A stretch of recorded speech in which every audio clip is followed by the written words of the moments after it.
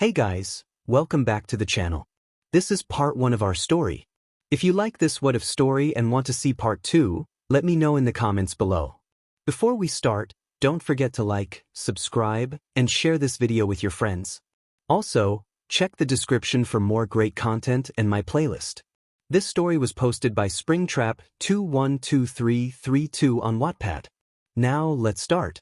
I feel so tired. Hey old man Motori, a young nurse said, he's been looking after me for upwards of 10 years now. How are you feeling today? Fine. Just tired like usual, I say with a small chuckle, my voice raspy and struggling to make much volume. Then I notice the bandages on his ears. How about you, 𝐮𝐭𝐡𝐨𝐫? Could be better. Had to deal with Mrs. Tsubaki earlier. 𝐮 rubbed an ear I notice had a slightly BLD spot seeping through the bandage. I wince. That woman could bellow like a foghorn and she's older than me. Though I'm sure her quirk helps. Sonic. The user can increase their voice by almost 10 times. Drawback. Overuse may cause damage to vocal cords. My sympathy. I frown as he fed me some lukewarm soup. Years of working in the mines in my youth caught up with me, so now my esophagus can't handle hot or cold foods much thicker than a smoothie. Is 𝐬𝐻𝗓 back in the kitchen? I ask, tasting 𝐀𝐮𝐭𝐡𝐨𝐫. He and his wife finally managed to find a proper babysitter for their boy. 𝐬𝐻𝗓 has a unique meta ability, or quirk as they're more commonly referred to nowadays. He can make any food and it will always taste like the eater's favorite food. The drawback is that he can't taste.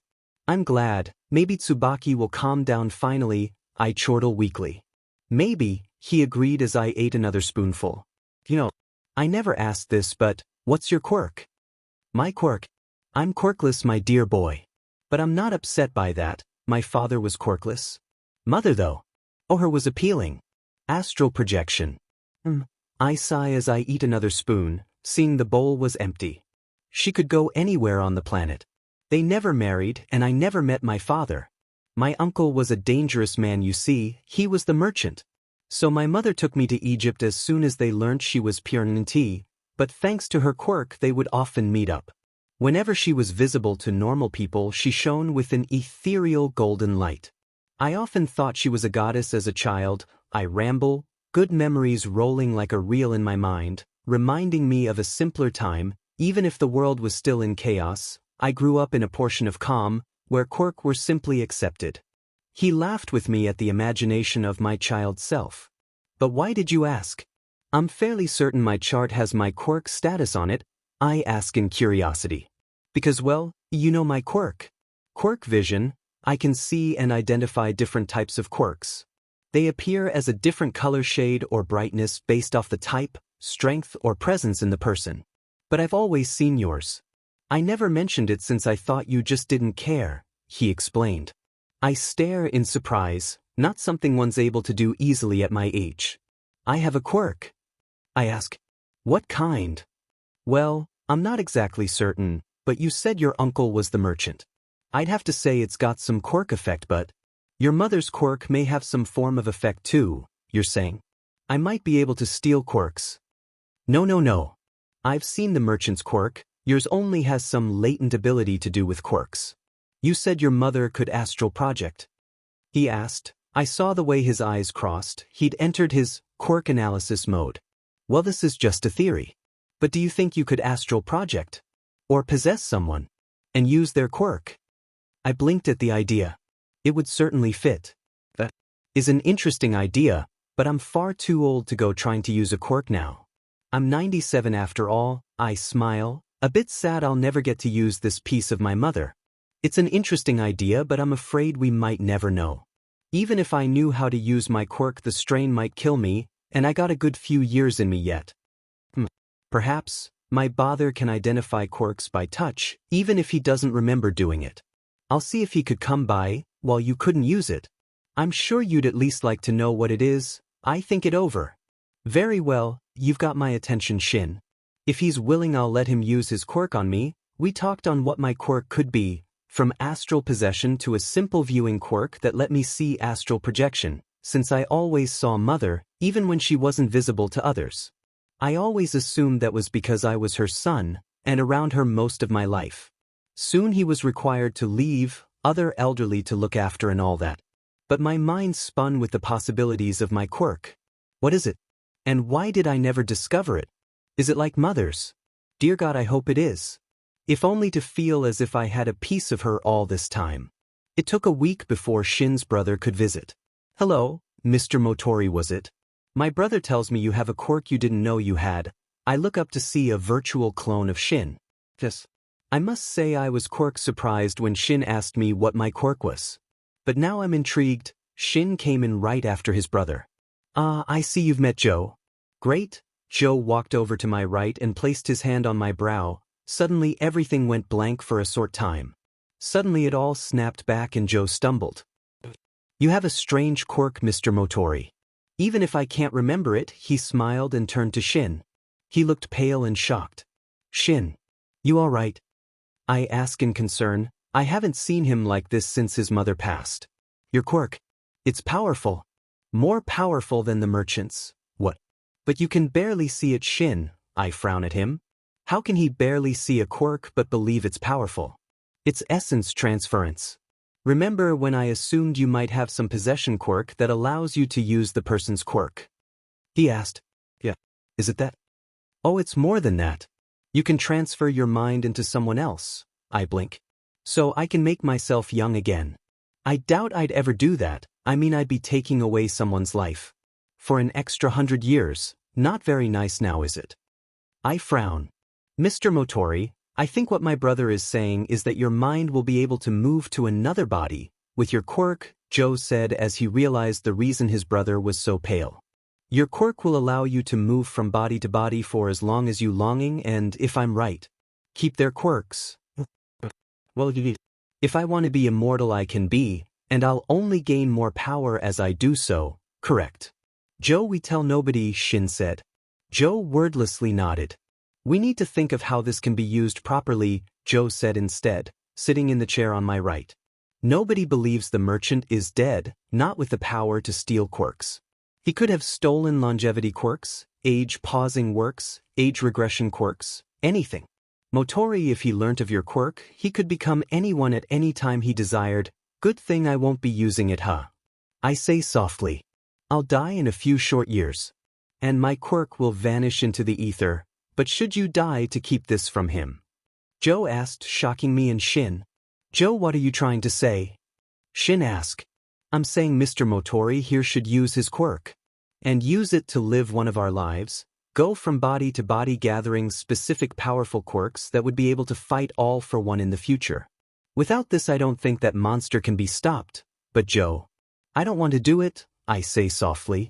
My uncle terrified my mother. And my father feared him. I don't want to fight him. I've never particularly been a fighter, maybe.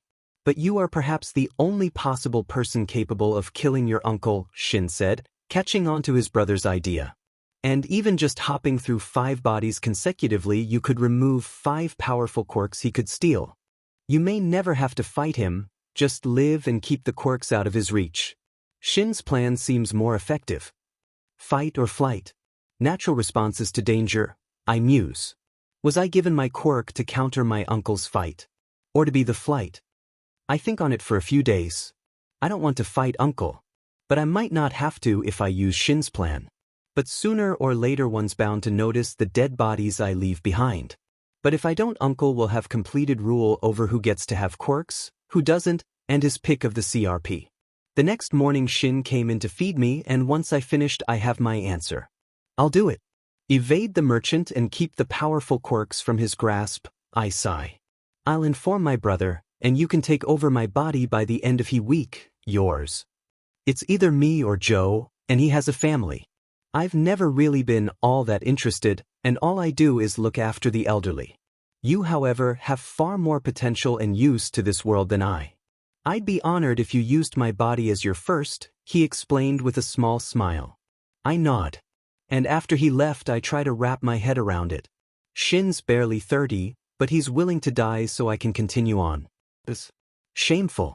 I feel ashamed that I fear my uncle when Shin, who's younger and far less mature than I, is completely willing to die for me to outmaneuver the man. He's a brave, brave man.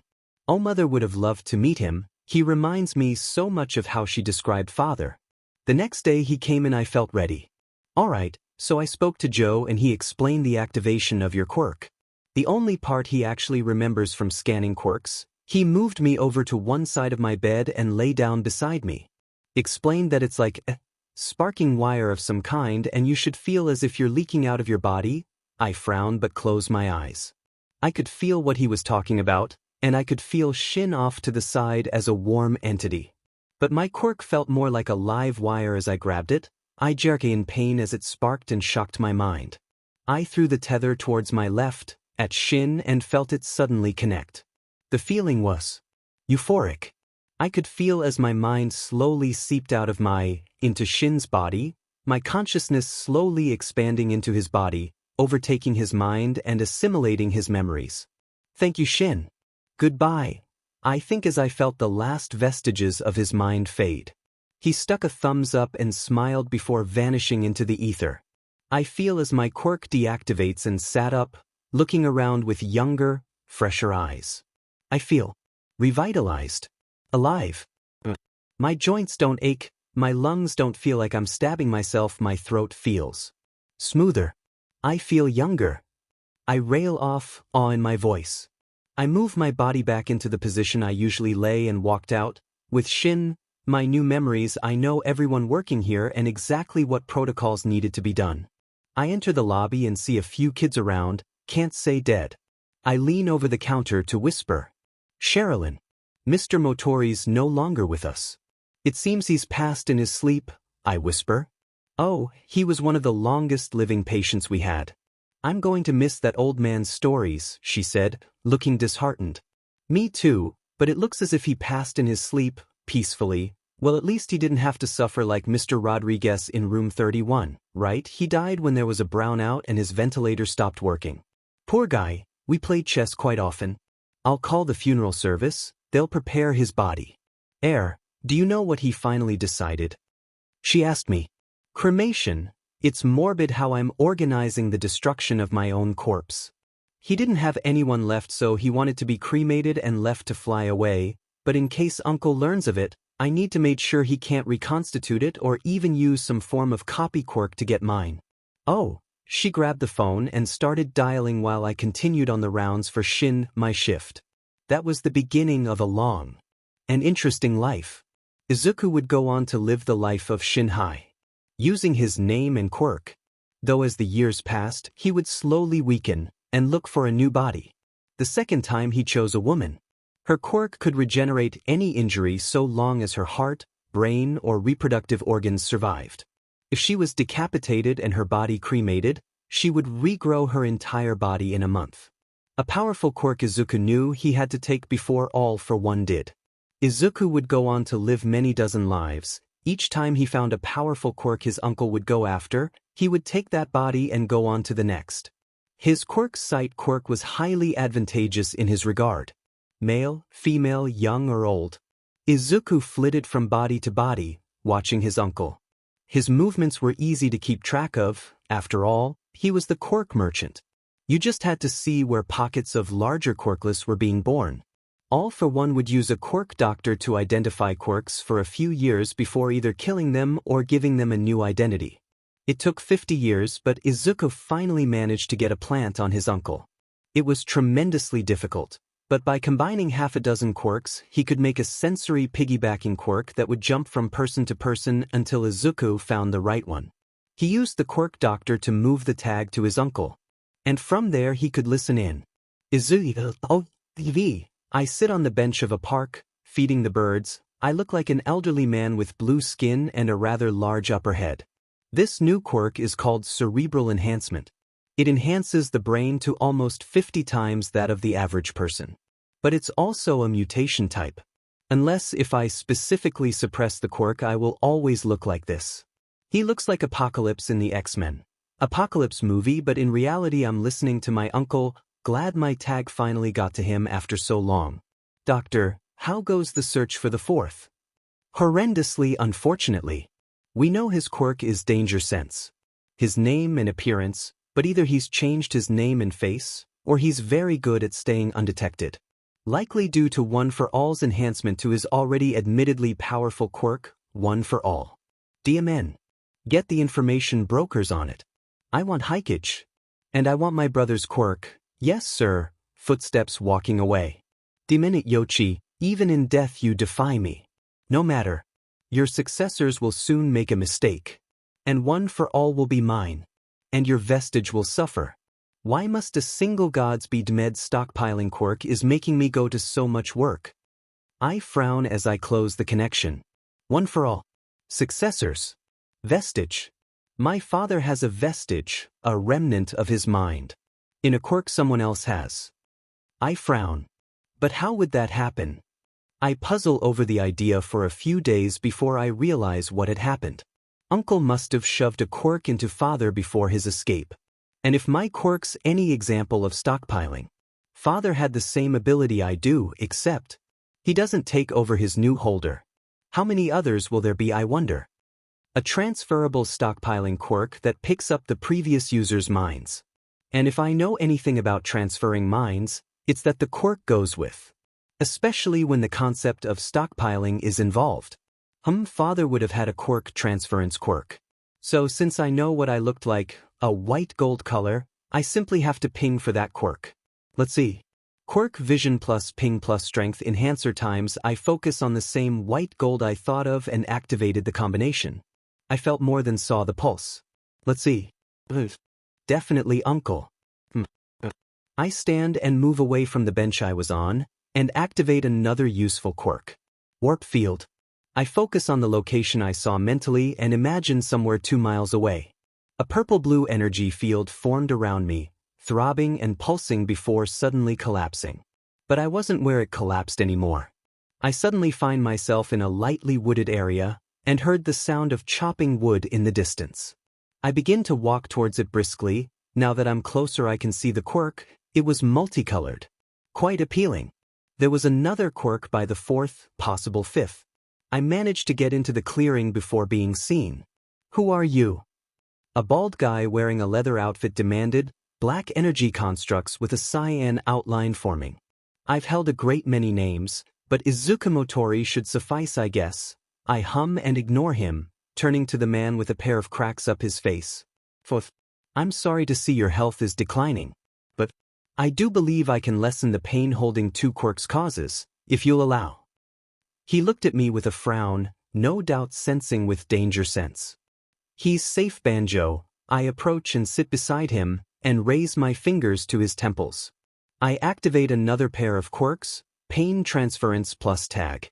I felt as if my insides were tearing themselves apart, at war with themselves. Oh my.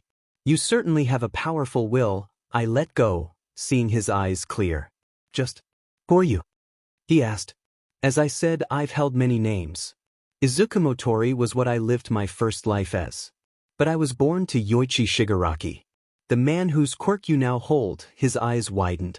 Impossible. First never had children. And even if he did, you should be dead by now. I turned to him. Normally that would be the case. However, my quirk is particularly effective at keeping me alive. Essence transference. I can transfer my mind and my quirk into a new body. I've lived a great many lives, arranging accidents for my last selves when I found a particular quirk my uncle planned on taking, but would be vital to keep from his hands. You hold multiple quirks. For that's just 3 dozen at this point. Warp field, intelligence quirks, quirk manipulation quirks, an S-rank regeneration quirk. I make sure to keep a close eye on my uncle, even if I can only follow him by the quirkless he leaves in his wake. Only recently did I manage to place a quirk tag on him that allows me to hear what he hears, and learn to view forth.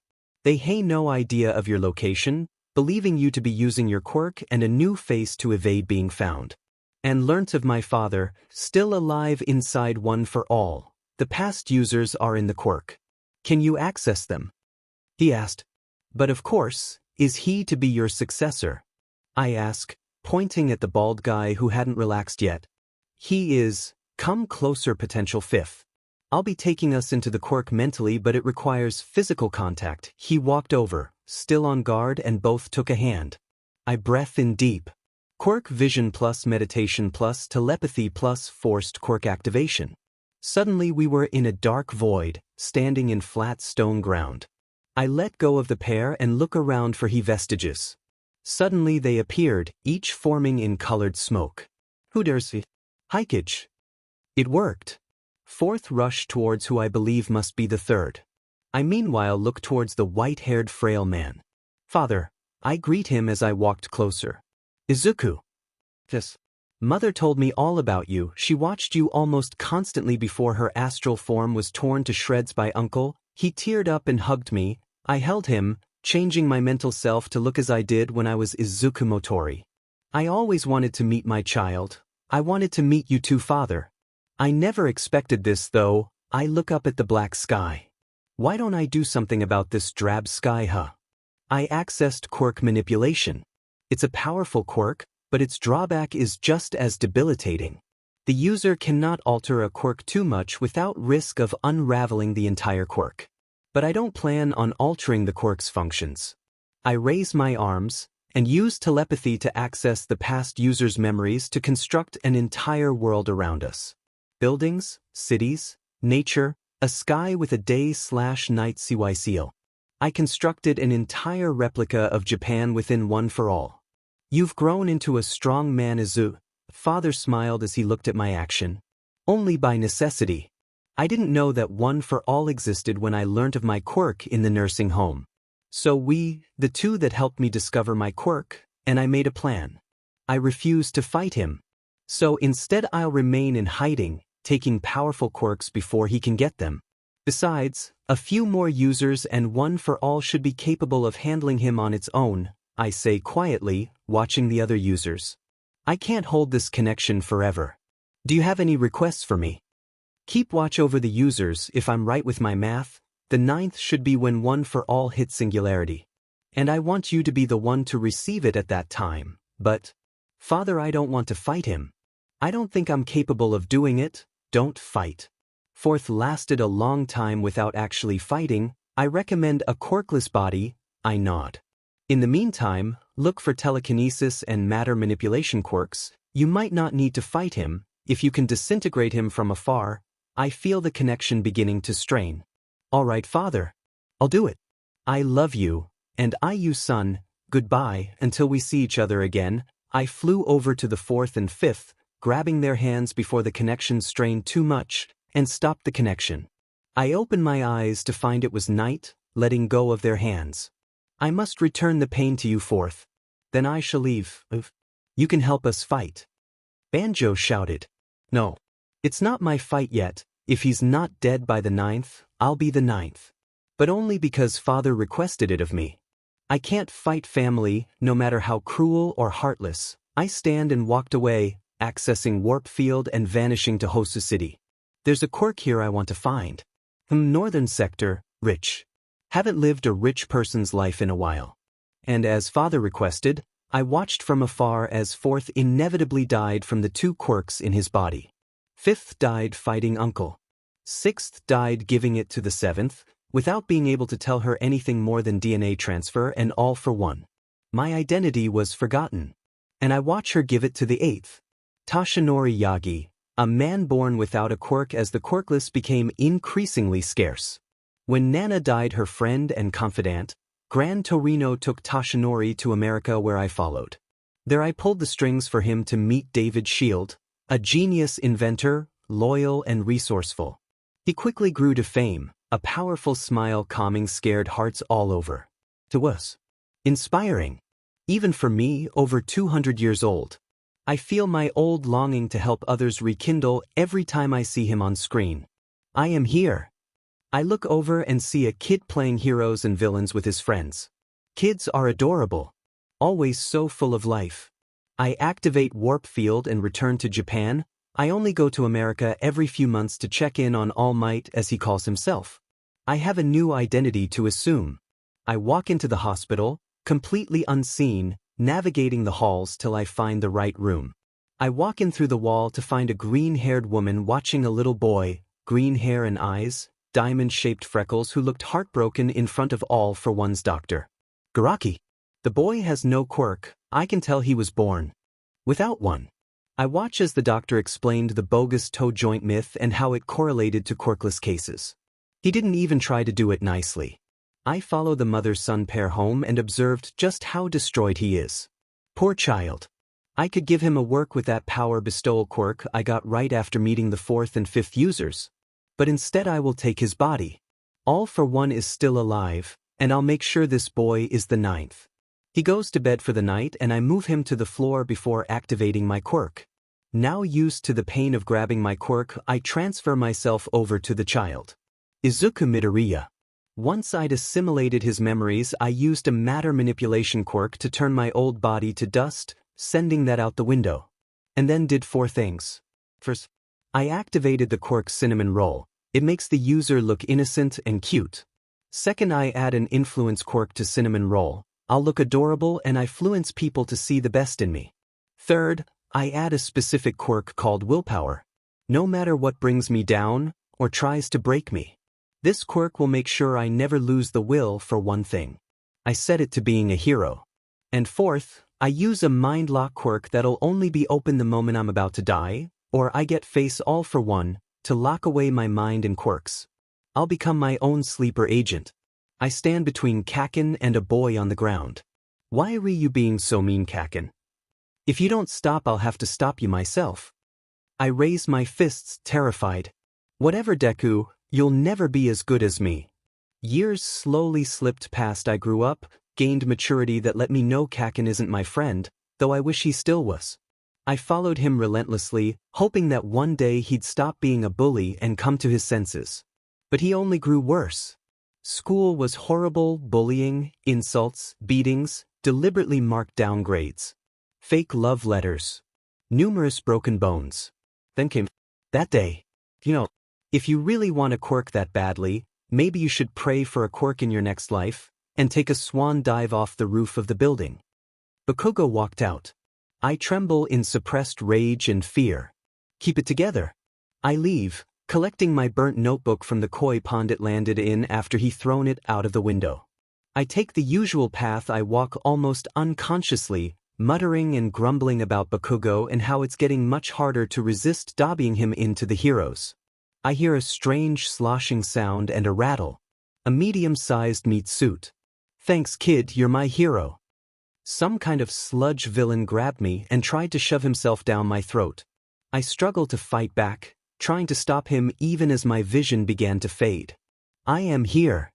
A powerful wind blasted the sludge villain across the tunnel, and I got a glimpse of the man who saved me. All Might. A light tapping woke me up. I opened my eyes to see a familiar face. All Might.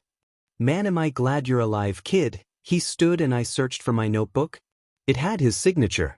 Now I must bid you farewell, crime to fight and a villain to hand to the police. I don't know what possessed me to do it, but moments later I was high in the sky, attached to All Might's leg. Why am I so slow?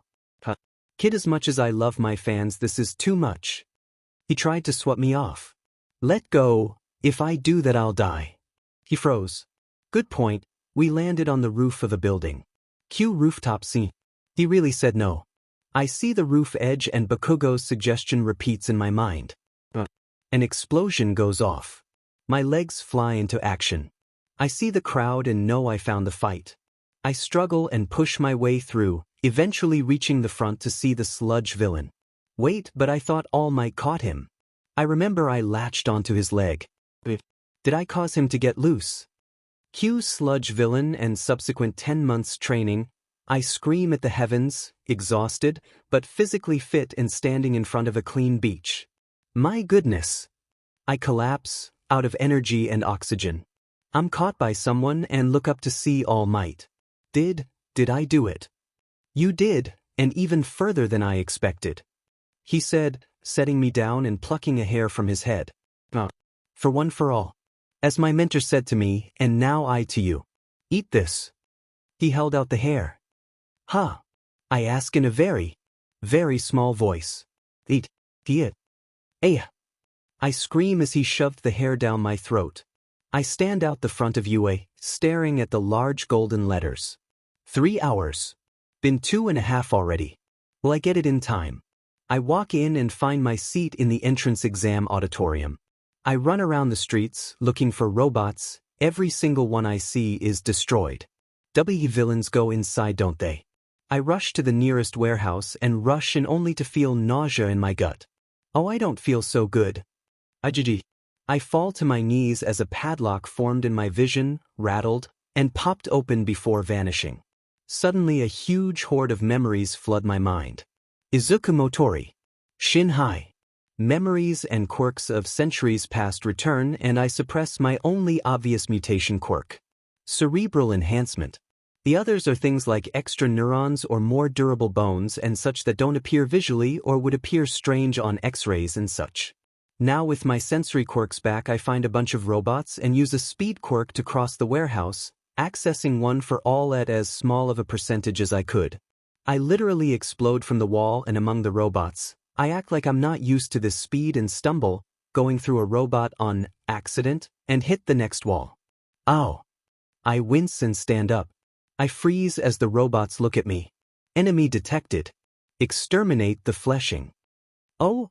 One moved at me quickly and I jump out of the way, accidentally slamming into another and turning it to scrap. Hey, that didn't hurt. I stare. I grin and leap towards the robots, focusing on one for all only, suppressing the rest as I raise my percentage slowly, using a few regeneration quirks to heal me as I reach my limit. As I fought, my body buffed up, I grew taller. I began launching air gusts with every blow. Ha!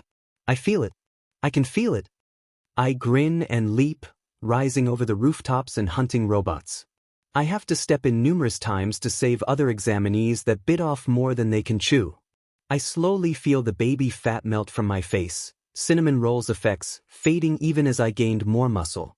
The drawback: the user can't be more muscular than cute of the quirk would no longer affect others.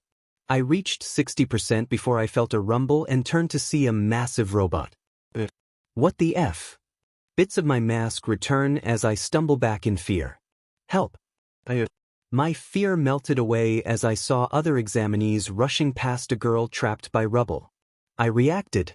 I glared up at the robot and leapt towards it, using 100% even as I felt my breaths rip and my bones shatter. I rose through the sky, rearing back my arm for a powerful blow. My fist impacts the 0 pointer's head and I feel my arm break, turning purple. The face caved in as the robot slowly fell backwards, secondary explosions going off down the robot as it hit the ground. Gravity reasserts itself and I fall forward. Ayah! I scream in fear as the ground comes closer. Come on! Come on! Come on! I tear back my arm, preparing for another punch, this time at the ground to negate my speed only for a slap to suddenly make me weightless. I stop falling, hovering above the ground even as I look in shock at the girl who was trapped.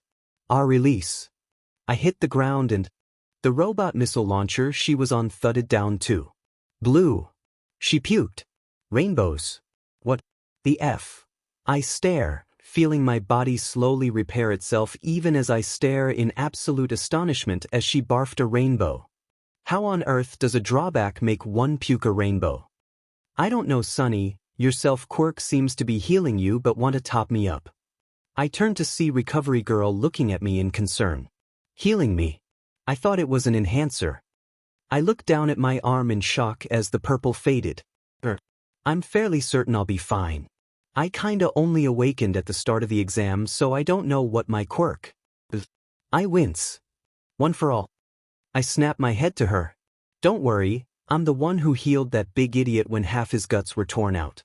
Came see me in the med bay and I'll take a look at how it's healed you. This is new. She wandered over to the girl and kissed her. I saw the girl seem to drain of energy and her ankles snapped back into place. After about 5 minutes I allowed myself to finish healing and stood up, staring at my arm and stomping my legs in apparent awe. I squeezed the large muscles of corded muscle as if surprised and, absently, walk out of the exam site towards the bus. When we got back to the main building I walked in and used the signs to find the med bay, where All Might and Recovery Girl were waiting. All Might seemed confused and a bit suspicious. Young Midoriya just, how did you heal without Recovery Girl's help? He asked. I could tell he was suspicious but react as I would have before the exam. I don't know. I tried to think it over on the way here, but I only have one answer. What's that? Recovery Girl asked. That it's like All Might's buff form. It's the only answer. The quirk acted on its own and buffs you up and it heals me. Why is that? I frown and enter my muttering habit. I could only think that the quirk saw what you did when we started training All Might. My body's too small and weak to use the full power, and my buff form is like this. How? He asked. I blink. If you threw a smash right now you'd explode. It restores you to the muscle you used to have that can handle the power you access. It heals me as I break myself to a more permanent version of that. He thought it over, but Recovery Girl believed the lie. That would make sense. One for All is a rather unknown quirk. For all we know it's somewhat aware and is compensating. I never experienced a regeneration boost, All Might said with a pout. RG whacked him with her needle cane. And by your own admission you could use the entire quirk from the start. You didn't need the regeneration till All for One took your organs out. Who? I asked. RG looked at me and hit All Might again. You didn't tell him anything, did you? She demanded before turning to me. All for One could give and take quirks. He was the one who created One for All, by accident I'll add.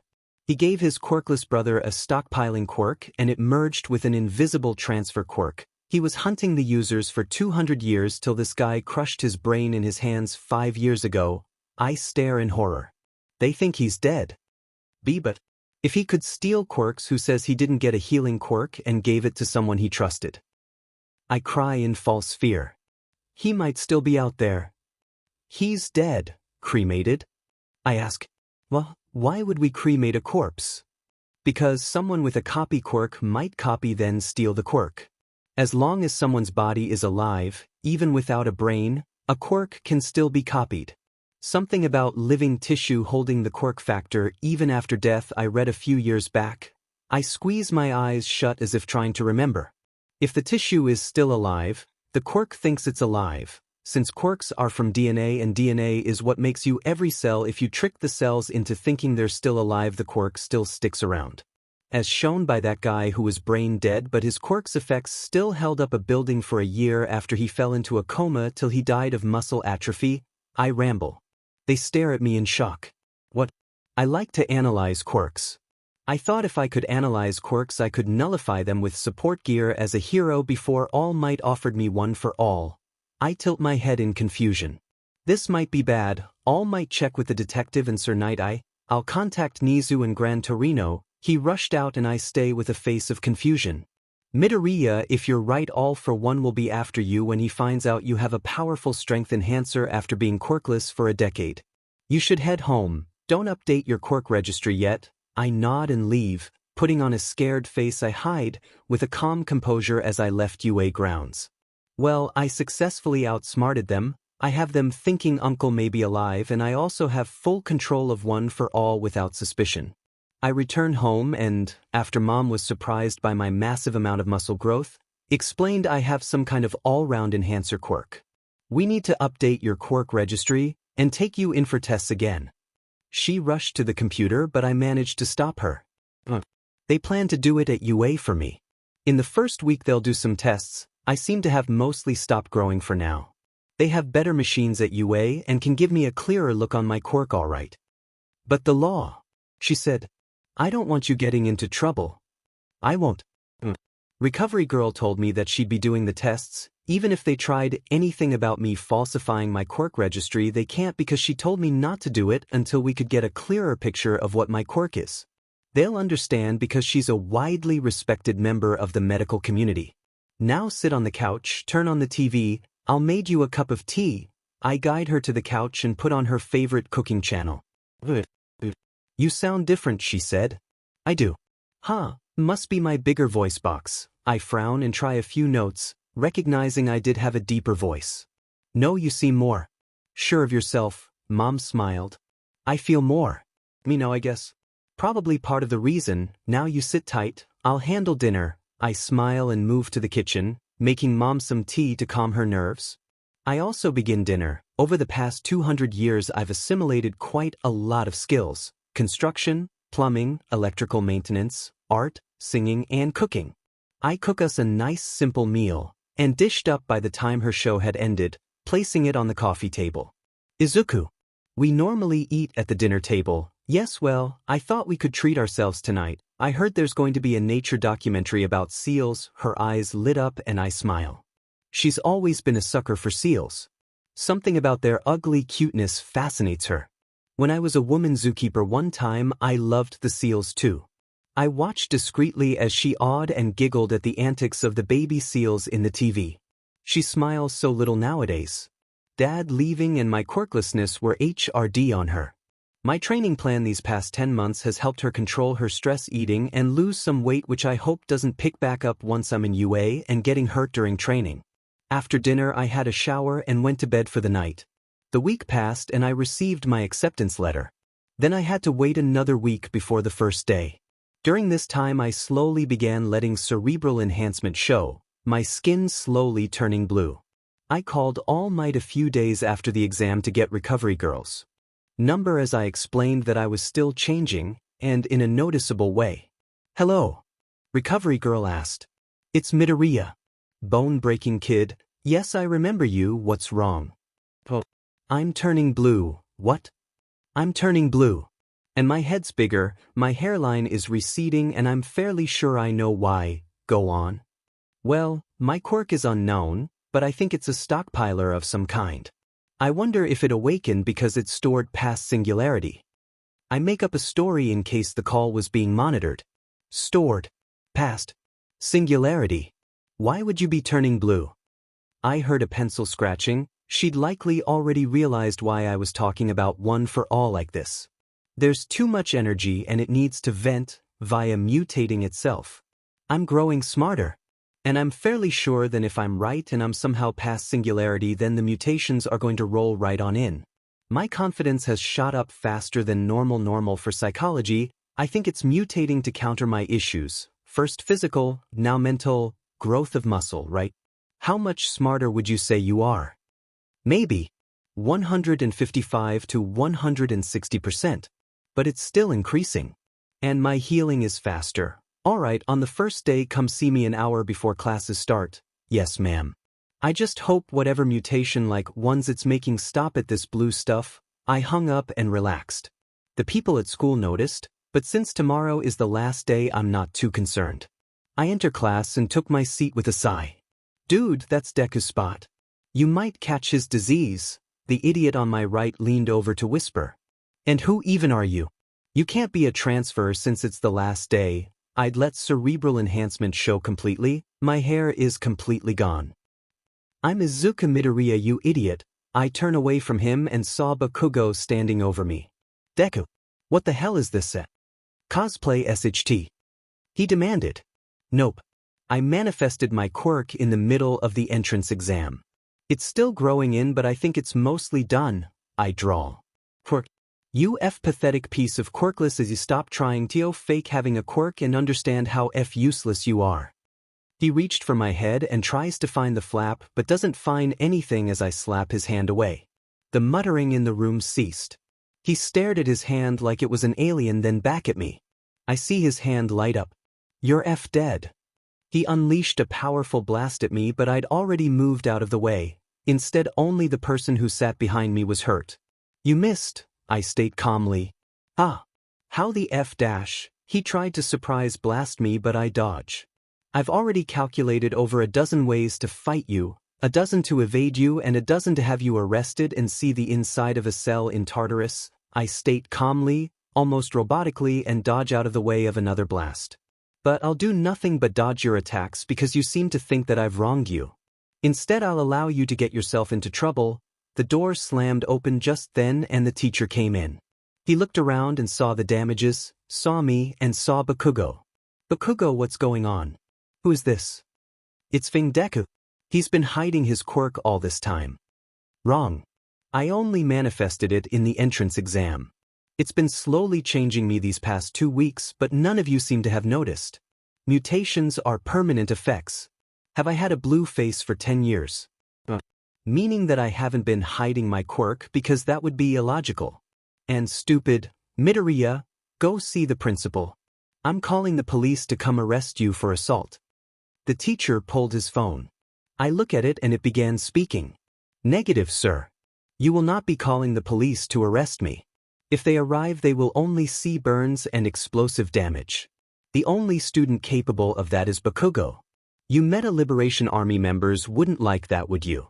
After all, he's special, he's the favorite. His face turned white as my voice spoke from the phone. I will be going home. UA starts on Monday and I do believe there are dorms this year. I need time to pack all of my All Might merchandise. W aren't done here, Deku. I telepathically lock him into place. We are. Because right now I could destroy any chance you have of stepping foot into UA. I am leaving this cesspool you call a school. And I will not return. Unless it's to burn it down. I walk out and leave the school grounds before releasing 𝐒𝐿𝐵𝐾𝐽. Once I got home I relaxed, my stuff packing itself away into boxes in my room telekinetically. That felt good. I entered UA with a trail of boxes behind me. I take them to the 1A dorms and go to see Recovery Girl. Hey Recovery Girl, I got more information you might be conflicted about hearing. I called as I entered. Like what? You weren't kidding when you said you were turning blue. Anyways, I've discovered more abilities. Telepathy, telekinesis, technopathy, and I entered my quirk space, as I call it. One for all is shooting off quirks. Shooting off. You mean these are different quirks? Yeah.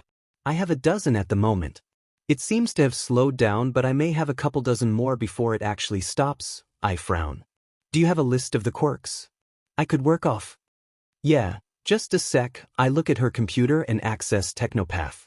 The computer opened a Word document and a list of some of my physical and mental quirks wrote itself in the span of a few seconds, as well as a detailed description of them all. Oh, that's a handy skill, she blinked. Any mutation quirks form. A bone 1, neurons, iron-like muscles, not really noticeable stuff, but I have 3 times the neurons I should, and this mental enhancement quirk seems to have boosted my intelligence by 5 times.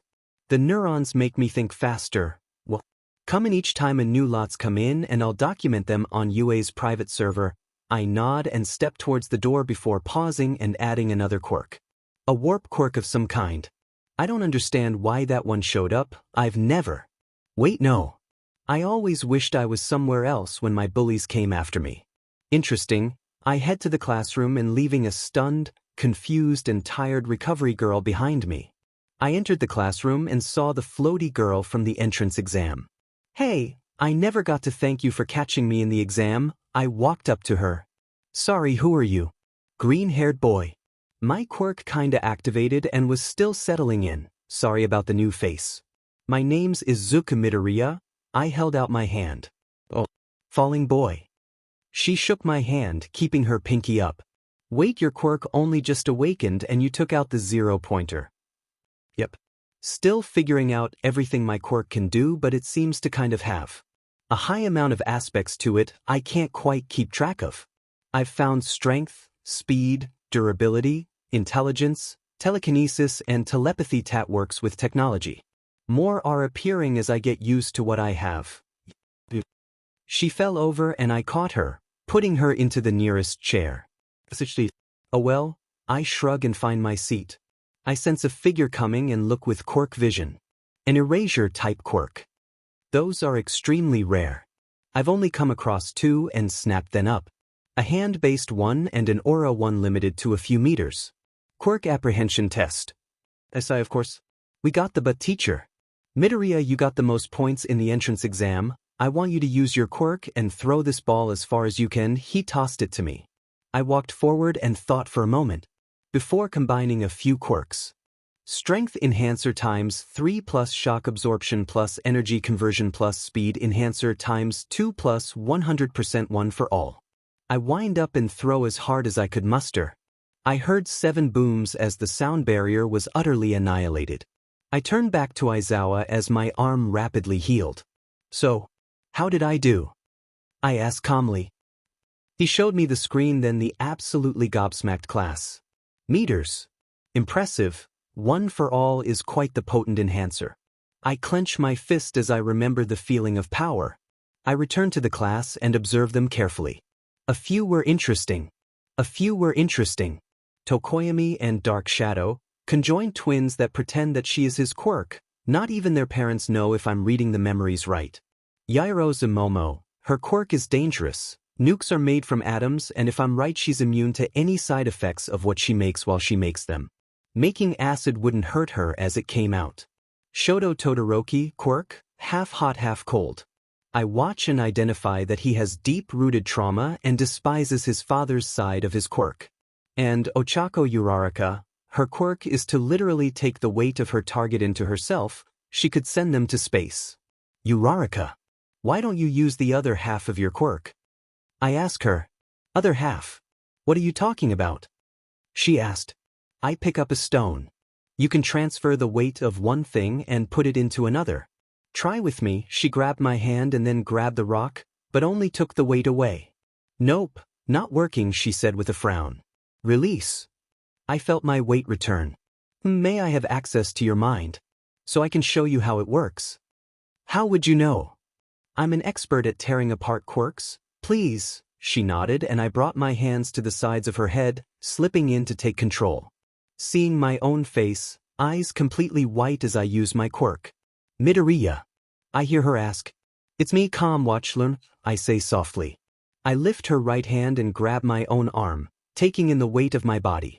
Then I grabbed the rock and slowly funneled my weight into the stone, causing the nausea in our stomach to lessen. Do you have it? I asked.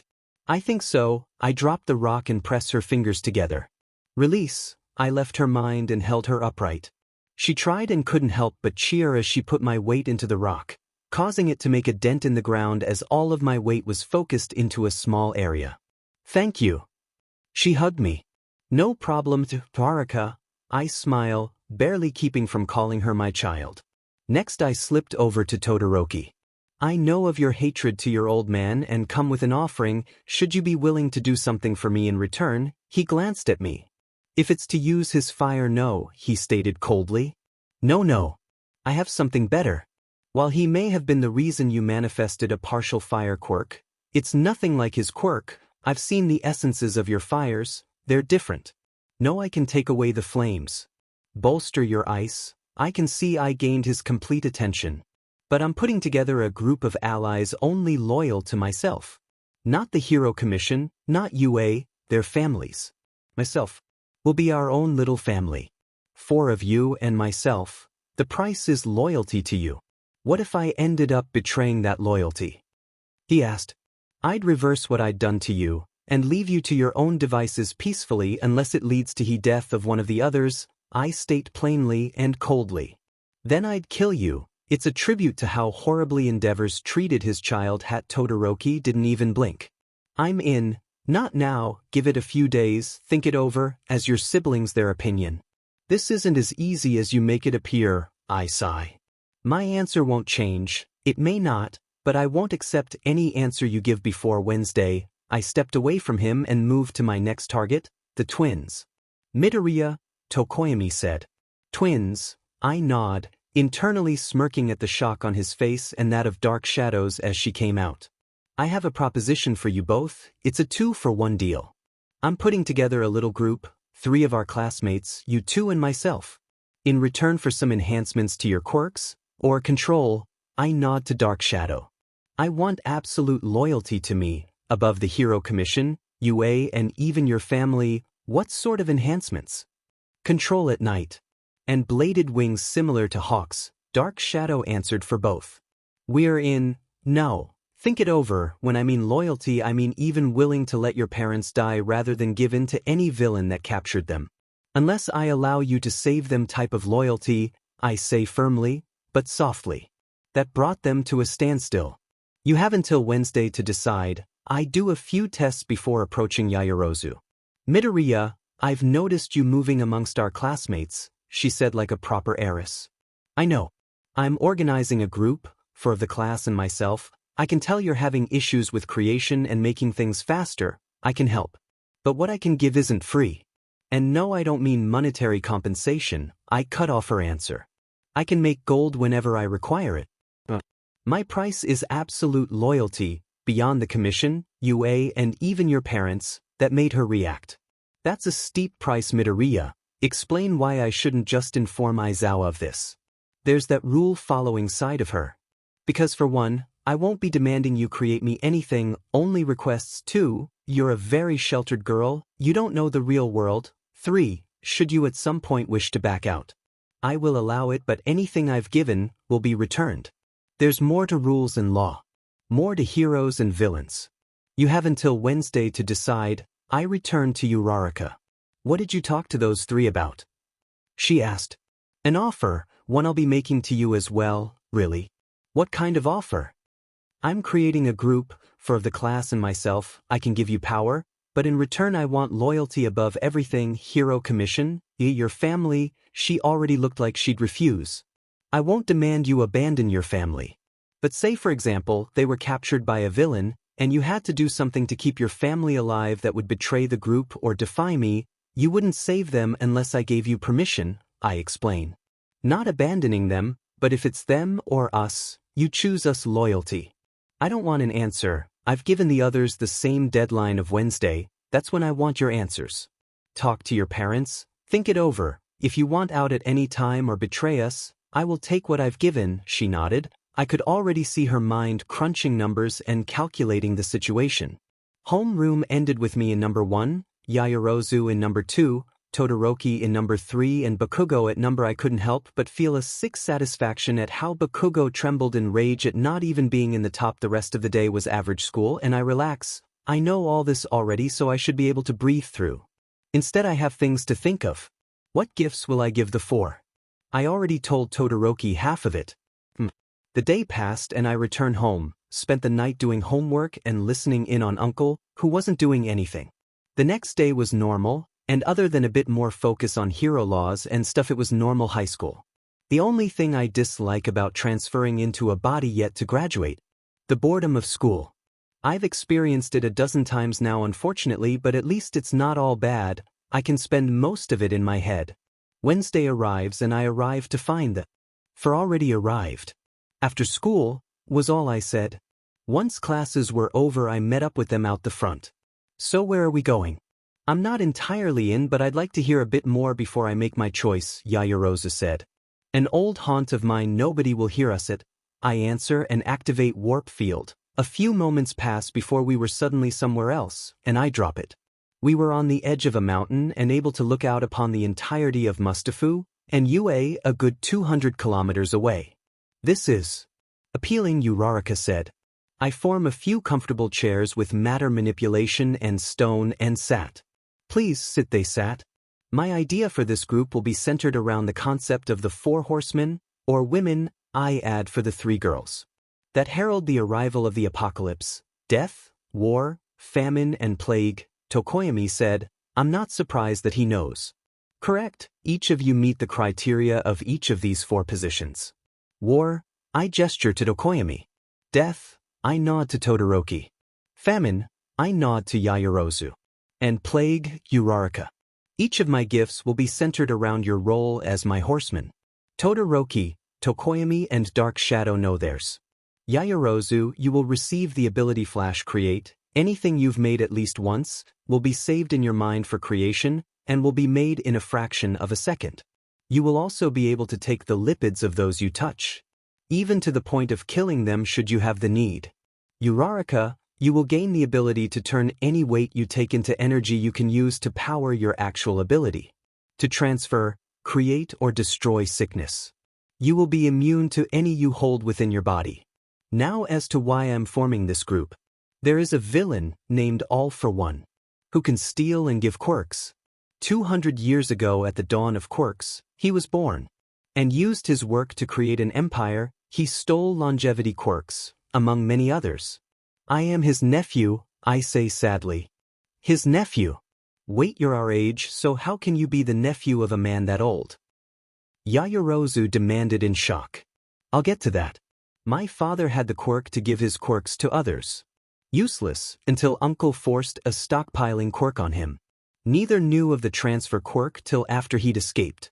He met my mother. She had the quirk, astral projection, drawback. If her astral form was destroyed, her mind died, and her body was vulnerable. The moment they found she was 𝐻𝐮𝐬𝐴, she vanished back to Egypt. Visiting him with her quirk, I was born, apparently quirkless, and grew to be 97, believing my father was quirkless. I take a deep breath. Now the hard part. My quirk is called essence transference. I can transfer my mind and quirks into another's body. The drawback being that that person's mind dies, painlessly, like falling asleep. Luckily, I gain their memories and their quirk. I made it my mission to live, to find all of the powerful quirks my uncle coveted, and found many that would have been a nightmare had he found them before me. It was decades before I managed to put a tag on my uncle, to allow me to hear what he does. And I learnt of the quirk my father had passed on to a successor. 𝐿 was hunting the fourth user at the time, a man with the quirk danger sense. Boosted by 𝐿, my father's quirk, his quirk have him sharp knife stabbing pain in his mind for every danger to his life constantly.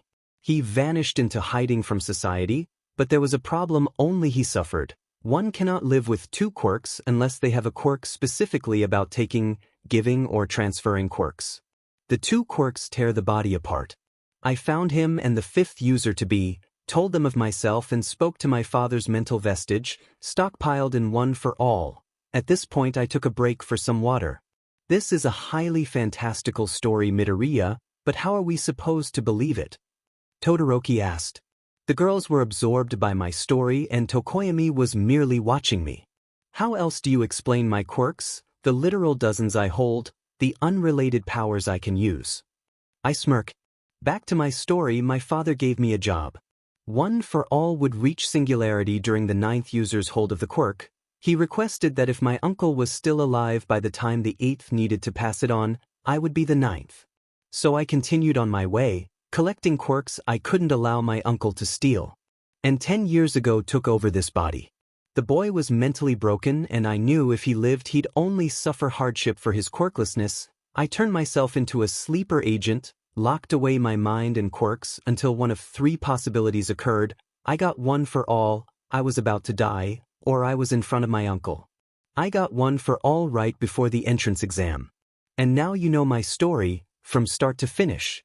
𝐿 is alive, and only you know everything. The 8th, Recovery Girl and Nizu only know of Izuku Midoriya, and that I'm manifesting quirks due to 𝐿 reaching singularity.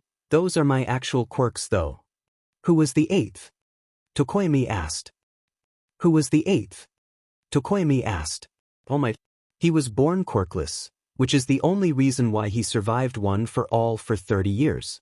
He suffered an injury that weakened him. He can only be a hero for 3 hours a day, and he's losing time fast. My uncle is missing his eyes, hair and requires a life support system just to stay alive. All Might will retire by the end of our 2nd year at the latest. I already told you my answer, Midoriya. I'm in, Todoroki said. We are too, Dark Shadow and 𝐀𝐻𝐭𝐡𝐨𝐫 said. Why am I plague? 𝗧𝗏𝗧𝗟 asked. Because I can see the kindness in you, you'd willingly take another's sickness to spare them pain. But you also have a fighting spirit and vindictiveness that'll let you give someone a sickness and not be upset. I'm in, I turn to 𝗧𝗏𝗧𝗟. You won't be asking me for gold or precious minerals. I chuckle and open my hand. The dirt underneath us lifted and formed a gold block in my hand. I can make them myself, 𝗧𝗏𝗧𝗏. I don't need to ask you for them since I can craft those myself. I toss the block to 𝗧𝗏𝗧𝗏, who barely caught it in shock. 𝗧. For your parents, it's why you became a hero, right? To help ease their financial struggle. That should get them a lot of money and help with getting some new equipment. I smile. Thank you, she said softly, placing the block beside her. Then I'm in. Very well. I'll start with Todoroki. I stood. He stood and stepped forward, moving into a kneeling position. Todoroki Shoto, you have suffered, carried a burden upon yourself that has been symbol of pain and suffering. I rest my hand on his head. Quirk modification, half hot half cold, removing half hot, converting half cold into Helheim frost.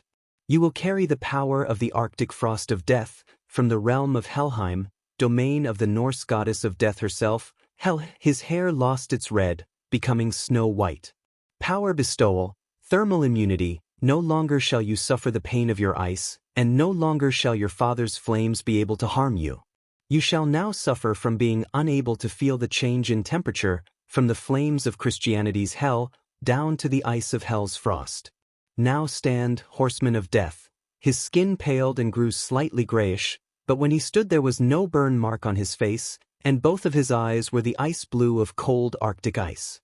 He raised a hand and in it formed dark blue ice, so cold that the air around us felt all the more colder. Thank you, my liege, he returned to his seat, and 𝐀𝐮𝐭𝐡𝐨𝐫 stood, kneeling before me with a removed shirt. 𝐀𝐻𝐭𝐮𝐴𝐫, dark shadow, for years you have managed to pull the shadows over the eyes of the world, hiding your status as twins so well even your parents are blind to it. I could see the shock, then amusement of the other three. Quirk modification, crow head to crow head and wings, from his back, a set of bones slowly and grotesquely grew from his back, forming skin and muscle, then appealing midnight black crow feathers. The years of relying upon your sister to protect you from bullies are no more. Power bestowal, blade feathers, his recently grown wings shed their feathers, the skin and muscle becoming metal. New feathers grew, becoming black metal blades. A second smaller set of wings formed to help with flight. But the metal was one I only came across once in Africa, vibranium. It can absorb and redistribute kinetic energy. This variant can also nullify energy for the most part. Lightning, vitality, photons, sound, most of them are ineffective to the variant. Dark shadow. You have a powerful quirk, but at night are cursed as the legendary werewolf of old to become a monster. Today that ends, I place my hand upon her head. Quirk modification, shadow body to shadow manipulation. You were made of shadows, now you are the shadows. You can transform into any animal or weapon you can imagine. Power bestowal, willpower. A simple power, compared to your brothers, but all the more powerful for its simplicity. You now have absolute control over your emotions. Never will you be cursed to suffer from the rage of the night. Now rise, horsemen of war. They stood. Dark shadow gained a set of sharp claws for fingers, and 𝐀𝐻𝐭𝐮𝐴𝐫 whipped out a wing, launching a metal feather at the mountainside. It stabbed in deep, almost vanishing into the mountainside. Thank you, my liege, we are your servants, they spoke in unison. I'd increased their mental bond to improve their synergy in battle. 𝐻𝐮𝐴𝐫 stood and knelt before me, surprising me. I expected 𝐀𝐻𝐭𝐮𝐴𝐫 to do it, couldn't predict Todoroki, but I guess it a whole thing now. 𝐻𝐼ROZA, you were blessed at 𝐵RH with a powerful quirk, and a family with a fortune bigger than S family could use up in 5 generations. So I will give you some of my memories of what it's like to live in poverty, and your gifts. I pressed my hand against her head and pushed memories of my 14th life, that of a little girl born and raised on the streets, always hungry, looking for food, warmth, shelter. Quirk modification, flash create. You have been forced to think of your creations layer by atomic layer. Now you will be able to remember each item after creating it, and be able to create it in 1/10 of a second, my dear. Next is the power. Power bestowal, gluttony. You are limited to the fat within your body, but now you can drain another of the fat in their body through your fingernails, using it for yourself. Her fingernails change, growing pointed and thicker. Now rise, horseman of famine. She stood and I saw the look of sadness in her eyes, but also the look of mischief. Thank you, my liege, for the new perspective. She sat as Uraraka took her place. And finally, the last, and potentially the most dangerous. Uraraka Ochako, you lived a life of poverty, but were born with the heart of a hero, choosing to take the dangerous life for the chance to look after your family for all they've done for you. Quirk modification, zero gravity, adding weight to energy conversion. Now you can turn the weight you take into energy, to fuel yourself, or power bestowal, plague doctor. Now you can drain the sickness, mental, physical, genetic, or contracted from anyone and choose to either keep it, give it to another, or destroy it. You can now create any disease you've had within yourself in the future, and never shall you fall prey to sickness. Rise, horseman of plague. She stood. She hadn't particularly changed, but her finger pads had gained a prickly surface to them. Thank you, my liege. She couldn't hide the giggle.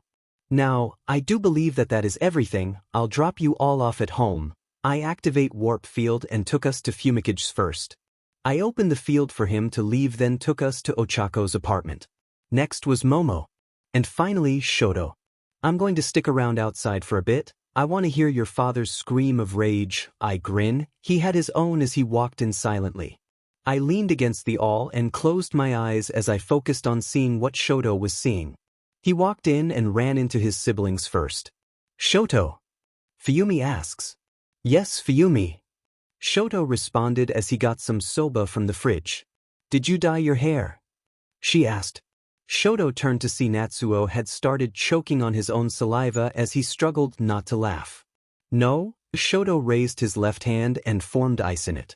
My liege took father's side and enhanced mother's, a gift I will be forever thankful for. The old 𝐵𝗬𝗠's not going to be happy, that's for sure, Natsuo said, finally managing to keep his laughter from leaping out. Perhaps. But I find I don't particularly care if he's happy, Shoto said, slurping some soba. Shoto, is that you? I heard Endeavor even out here. Kitchen. Shoto shouted back and ate some more soba.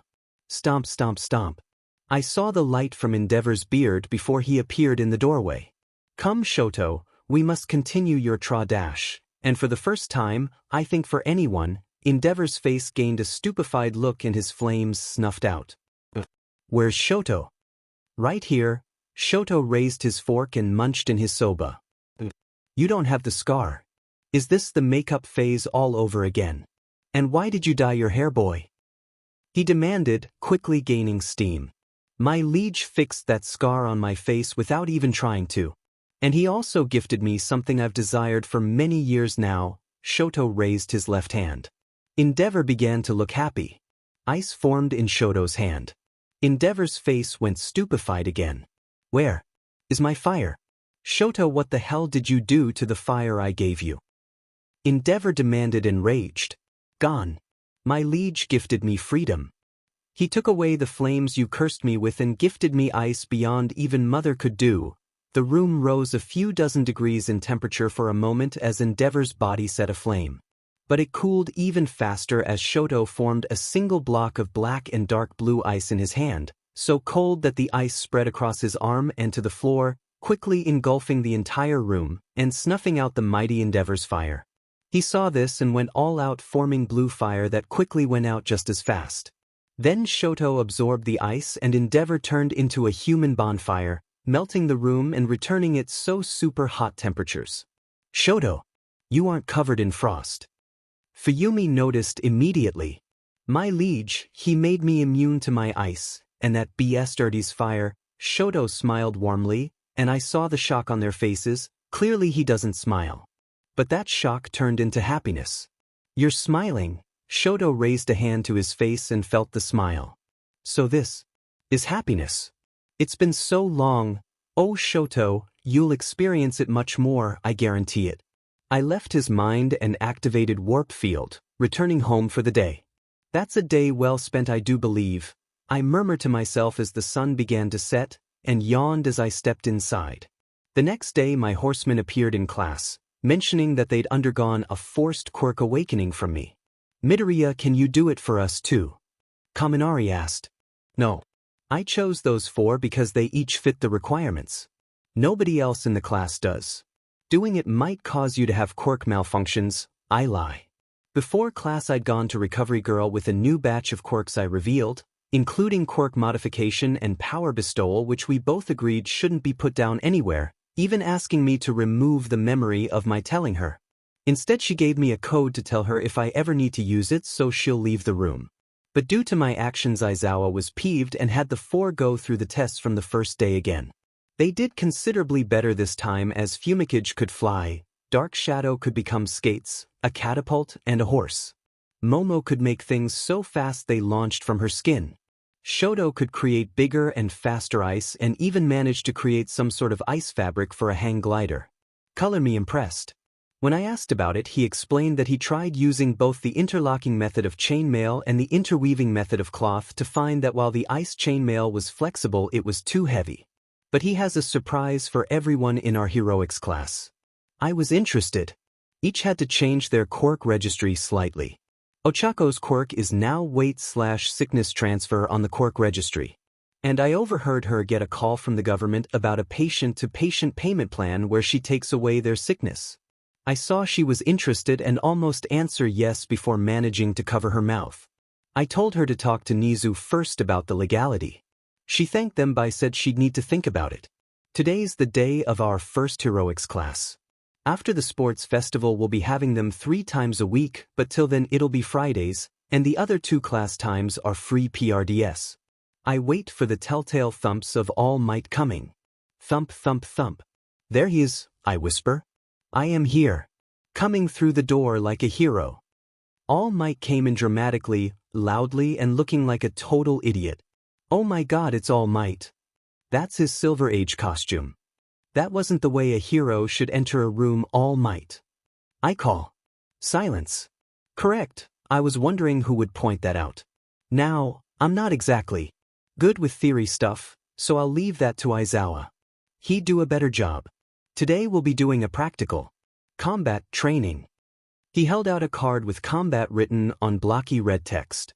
Grab your hero suits and get ready, we'll meet at Site B from the entrance exam. Really? Corny much? He zoomed out as the wall opened and I traded knowing looks with the horseman. All Might's conserving his time a lot by running out like that.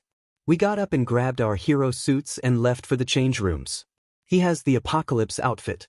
Obviously I came out and waited for the class.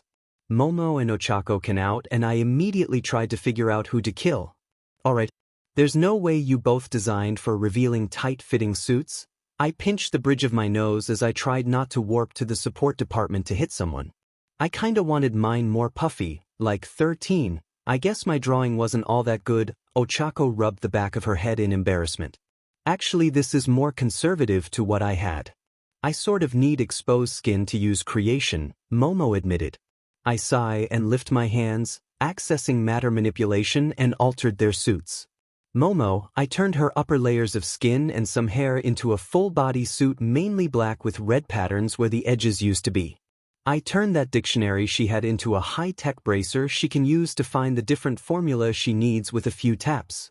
Her heels I turn into combat boots with a one-way valve. A DNA suit, you can use your quirk through it and it'll slowly repair itself over time. Momo, I explain.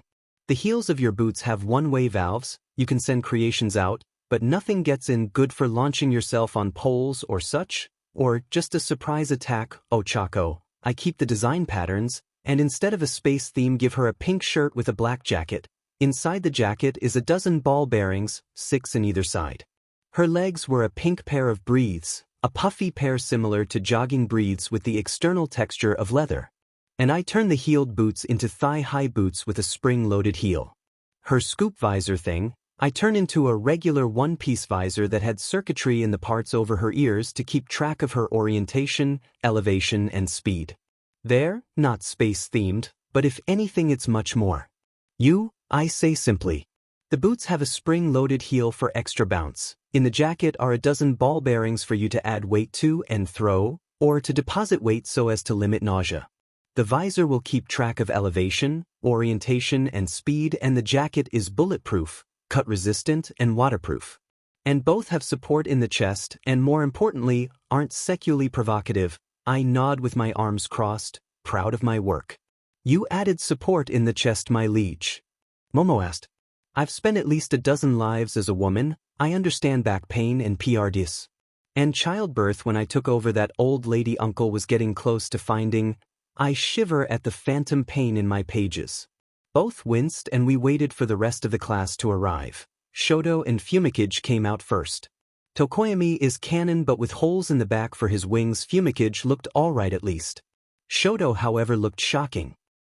Shoto, did you choose to copy a European medieval knight? He'd put on an ice chainmail shirt and ice plates over that across his body. There were open seams at the joints, but those were filled with the icy chainmail. And most of the ice was variations of dark blue and had patterns of snowflakes or icy wind across them. On his right breastplate was a large snowflake. On his left was the symbol of a horse with the reaper riding it. He looked at the others and noticed none of them had anything to depict their station. I did get the idea from them. I thought we would be showing our position. They looked at me. I figured you wouldn't want to. But I can add them. Momo got an emaciated horse and a skeleton riding it. 𝐒𝐮𝐭𝐡𝐨𝐫 got a horse with a man holding a sword in the charge position on its back.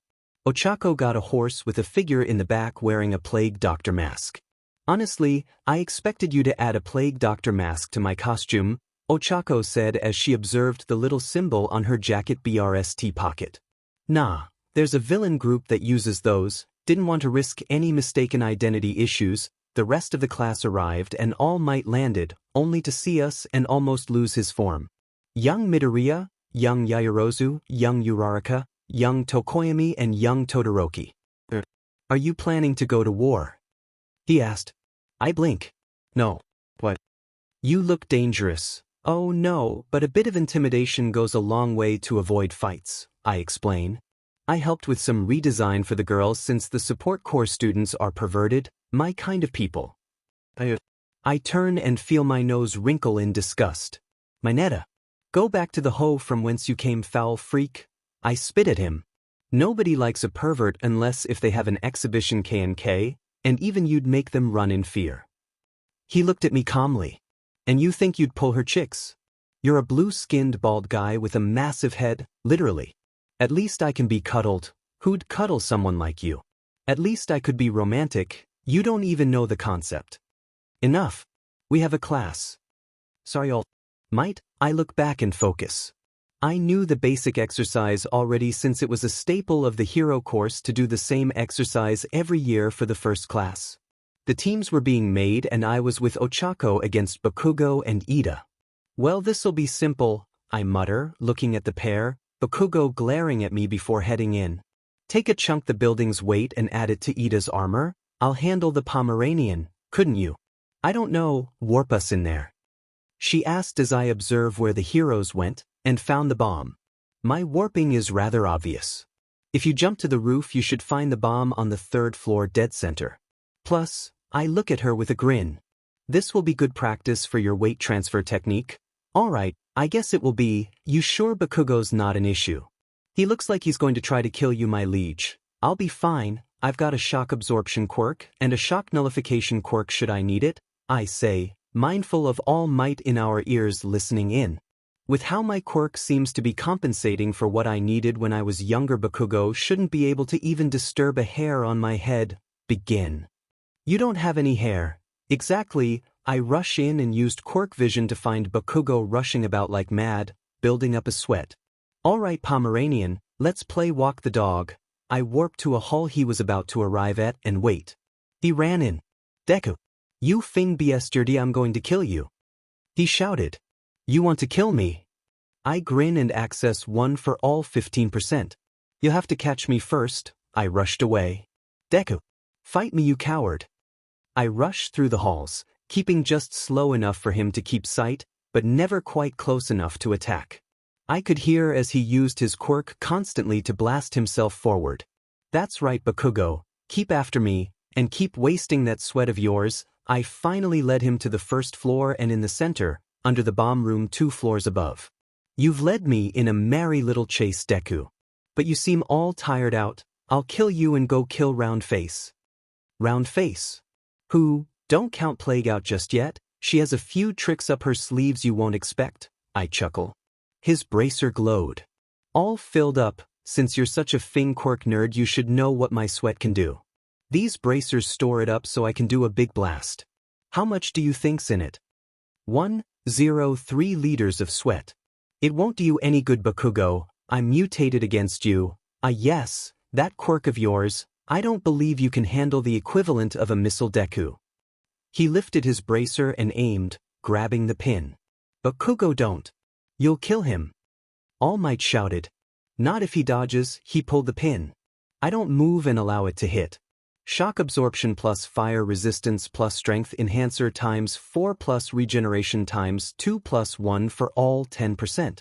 The fire washed over me, feeling like a warm bath as my body easily absorbed the kinetic energy of the massive explosion. The room was filled with smoke and I heard Bakugo gasping. Wow. They really made these bad boys strong. I actually killed Deku. Ha. I actually did it. He started laughing in euphoria. Wrong, I say suddenly, clapping my hands to disperse the smoke from the area. My suit was undamaged as I look at him. Chow, how did that not affect you? I told you, I'm mutated against you. After my quirk manifested, it had hit singularity, so it began sending energy in every way it could to handle the excess energy. It used my memories, my desires, my skills from the last 10 years. You bullied me with explosion after explosion. My quirk gave me shock absorption and fire resistance. Add the stockpiled energy as an enhancer and your explosions don't even tickle. I flash out of sight only to appear behind 𝐒𝐮𝐬𝐽, his hands tied with the capture tape. You should have focused on the bomb, I say. Hero teams wins. Heroes captured the bomb. Huh. He seemed genuinely shocked. I was the distraction. I knew Ochako could handle Iida. I gave her a plan after all. And I always have a backup plan. I grab 𝐒𝐮𝐬𝐽 and warp to the bomb room, collect Iida and Ochako and warp us to the observation room. Now who was the MVP in that round? All Might asked. It was Midoriya, Kero. He kept the living weapon away from the bomb so his teammate could handle the opponent with less danger to her. Correct. Originally I would have said young Uraraka, but I heard young Midoriya come up with the plan over the earpieces before the fight started. The next pair of teams went and I could see the shock fading from 𝐒𝐮𝐽𝐽, the rage growing again. I ignore it. I could also tell All Might was watching him. I didn't see 𝐒𝐮𝐽𝐽 on Monday for the first 2 classes, then he came in looking subdued, but still raging. Odd, must have been a reprimand. Can't remember if he's ever been seriously reprimanded. The week passed quickly and on Thursday something happened that concerned me. We were in the cafeteria for lunch when the alarms went off. What's going on? Ochako asked a passing student. That's the level 3 alarm. Someone's broken into the school. What? I close my eyes. Ping, bloodlust. I send out a long, detecting a person in the staff room for a few moments before they vanished. Someone broke in all right. Stole something from the staff room. I pinged the front of the school. Used the media as a cover. Smart, but shoddy. I hack into the intercom system. Everyone calm down. It's just the media. Form lines and make your way calmly to your next class. My voice ordered from the speakers. The panicking stopped. Hey, he's right. Someone shouted. That was a sign for them to calm and walk to class like nothing had happened. Sheep, I snort at Dark Shadow's derisive comment. Indeed, my dear, the bell is about to ring. Let's get to class before Aizawa decides we deserve a detention. That was yesterday. Today we have rescue training in the USJ. This time Aizawa's joining us. Midoriya, I'm rather straightforward, but I don't understand your quirk. First I thought it was like All Might's, but I've been noticing other abilities unlike him, 𝐒𝐮𝐬𝐴 said suddenly. My quirk is an all-round stockpile. I've passively stockpiled everything thrown at me since I was 4. But the issue is that I never knew I had a quirk. I was misdiagnosed. So I never did anything to vent the stockpile. But how does that equate to telepathy? Technopathy? She asked. I just laugh. My quirk has too much energy in it. Now normally it wouldn't be an issue if I never manifested it in the exam. But I did, and now all of the excess is mutating, becoming every power I ever wanted or desperately needed as a child. And I'm a quirk nerd. I like to analyze quirks, tear them apart, see how to improve, inhibit or fight with or against them. So I have a lot of knowledge. Knowledge my quirk is using to offset the power I've stockpiled. It stopped for the most part, but a few abilities sneak through, I say with a sigh.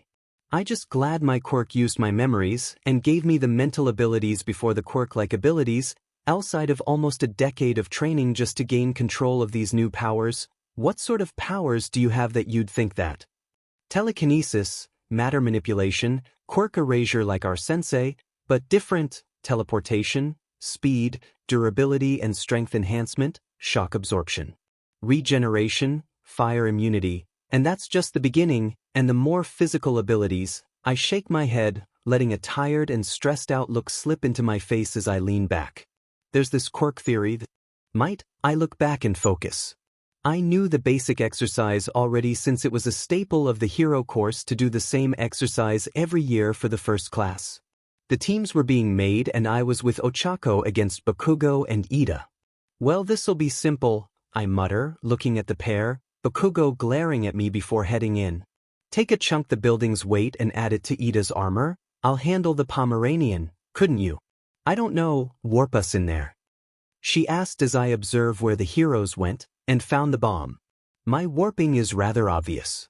If you jump to the roof you should find the bomb on the 3rd floor dead center. Plus, I look at her with a grin. This will be good practice for your weight transfer technique. Alright, I guess it will be. You sure Bakugo's not an issue? He looks like he's going to try to kill you, my liege. I'll be fine, I've got a shock absorption quirk and a shock nullification quirk should I need it, I say, mindful of all might in our ears listening in.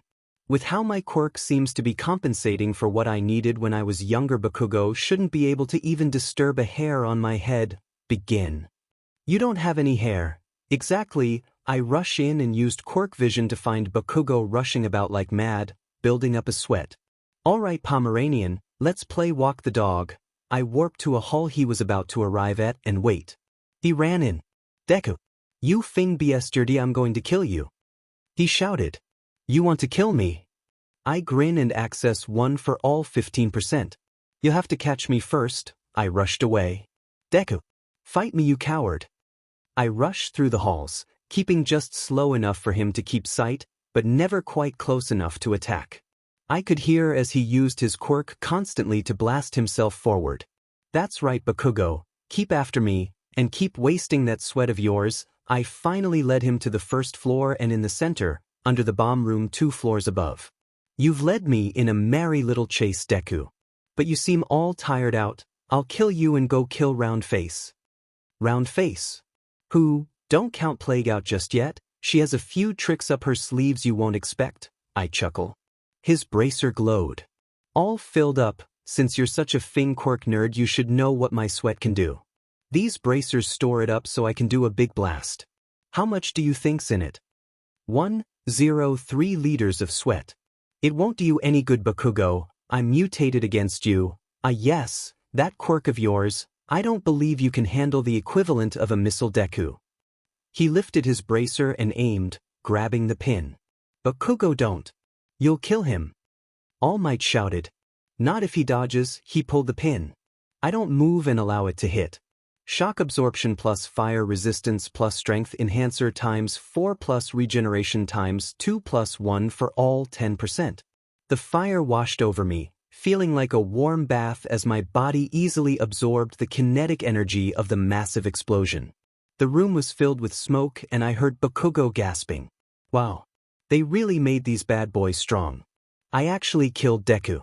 I actually did it. He started laughing in euphoria. Wrong, I say suddenly, clapping my hands to disperse the smoke from the area. My suit was undamaged as I look at him.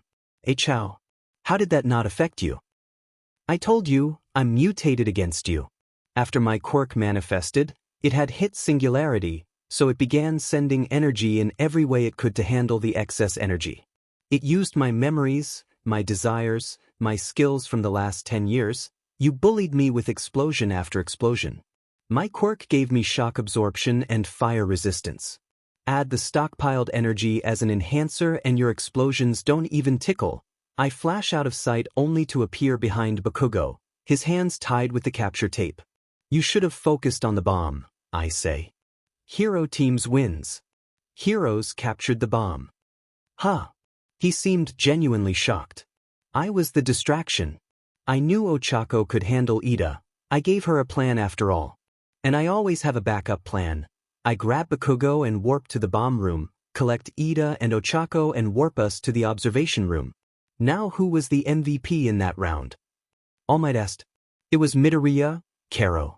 He kept the living weapon away from the bomb so his teammate could handle the opponent with less danger to her. Correct.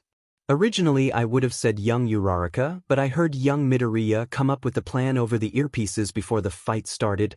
The next pair of teams went and I could see the shock fading from Bakugo, the rage growing again. I ignore it. I could also tell All Might was watching him. I didn't see Bakugo on Monday for the first 2 classes, then he came in looking subdued, but still raging. Odd, must have been a reprimand. Can't remember if he's ever been seriously reprimanded. The week passed quickly, and on Thursday something happened that concerned me. We were in the cafeteria for lunch when the alarms went off. "What's going on?" Ochako asked a passing student. "That's the level 3 alarm. Someone's broken into the school." "What?" I close my eyes. Ping, bloodlust. I send out a long, detecting a person in the staff room for a few moments before they vanished. Someone broke in, all right.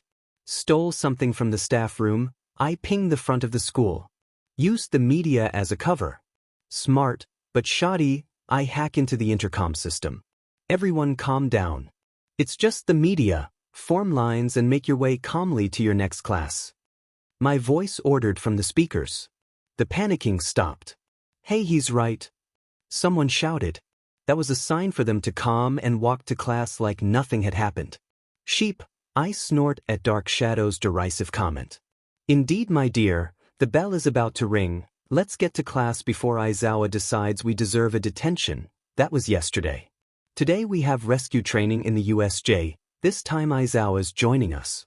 "Midoriya, I'm rather straightforward, but I don't understand your quirk. First I thought it was like All Might's, but I've been noticing other abilities unlike him," 𝐀𝐮𝐭𝐡𝐨𝐫 said suddenly.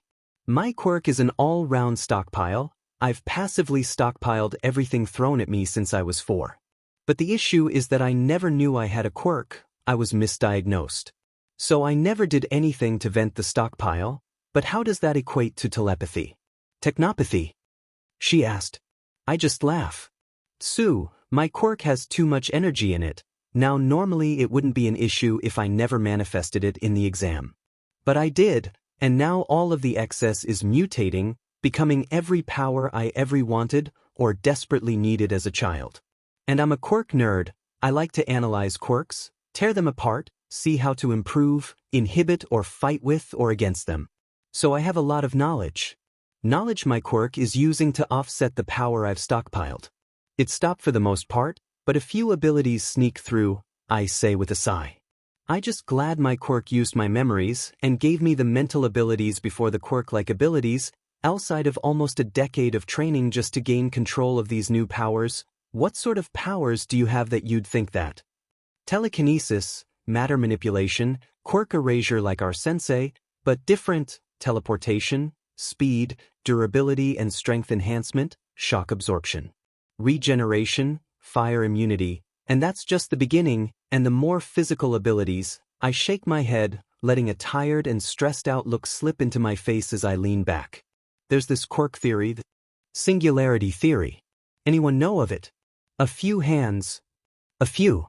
Well, doctors theorized 100 years back or so that quirks would only ever grow more powerful when quirks were only partly understood. They believed one day children would be born with a quirk hat killed them upon manifestation. I believe it to be, for the most part, true. But the doctors neglected one half of the equation. "Momo, do you know what I'm talking about?" She looked up from her wrist tablet. "The human half. Good, we humans are a very adaptable species. Our genetic code is very malleable. This why we can even hold these powers in the first place." The doctors that made the theory, I believe, failed to grasp just how adaptable a species we are. 2 powerful quirked parents can have a child with a weak quirk. But shouldn't it be just as powerful or more? No, our minds and quirks are already suppressing the more dangerous aspects of quirks. Unless if the person is in my particular situation or is born with a body suited for the opposite direction of their quirk, they won't die from it. "Shoto, if you would explain." He sighed and looked pained but nodded. "My eldest brother was born with the quirk cremation. But the drawback was that his body was that of our mother's. He was burnt by his quirk whenever he used it. One day he went too far and made blue fire, cremating himself, and only his jawbone was ever found," Shoto sighed. "It's partly that danger, why quirk marriages are illegal, or marriages between 2 people with fundamentally opposite quirks are unwise and warned against.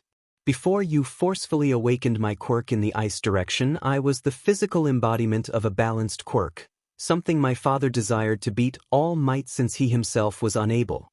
Fire on one side, ice on the other. Fire would melt the ice on my right, and ice would cool my left. But thanks to you I'm completely immune to temperature and my own ice. He was careful not to call me my liege or by my name throughout all that.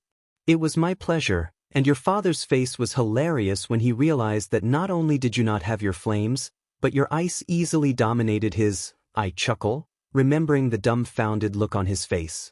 Yeah, that was one for the archives. Enough. We're here. Aizawa suddenly said.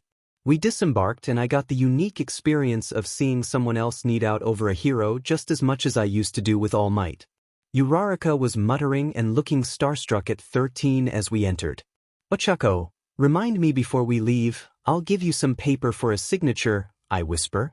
She began letting out a high-pitched squeal and shook me before suddenly getting control of herself. Sorry, she whispered, a bit nervous. No issue, I used to do the same. Awesome, mock villains. I heard Kirishima cry out. Mock villains. I rushed to the edge of the stairs where Kirishima was with Aizawa and real villains. Aizawa and I shouted at the same time. 13, get everyone out of here. I'm going with you, I say before he jumped. You know I can handle myself. Fine. Horsemen defend the class from the warper. I call and leapt down, Aizawa a few meters below. Bad move. A villain with gun hands aimed, but didn't fire. Who dash? I plant my feet in his chest and shove him back. That's Eraserhead. He can erase Quirks. A woman with prehensile hair shouted before being slammed with one of her allies by Aizawa's scarf. That won't work against mutation Quirks like me. A four-armed guy said. But I do. I grin as I form in front of him.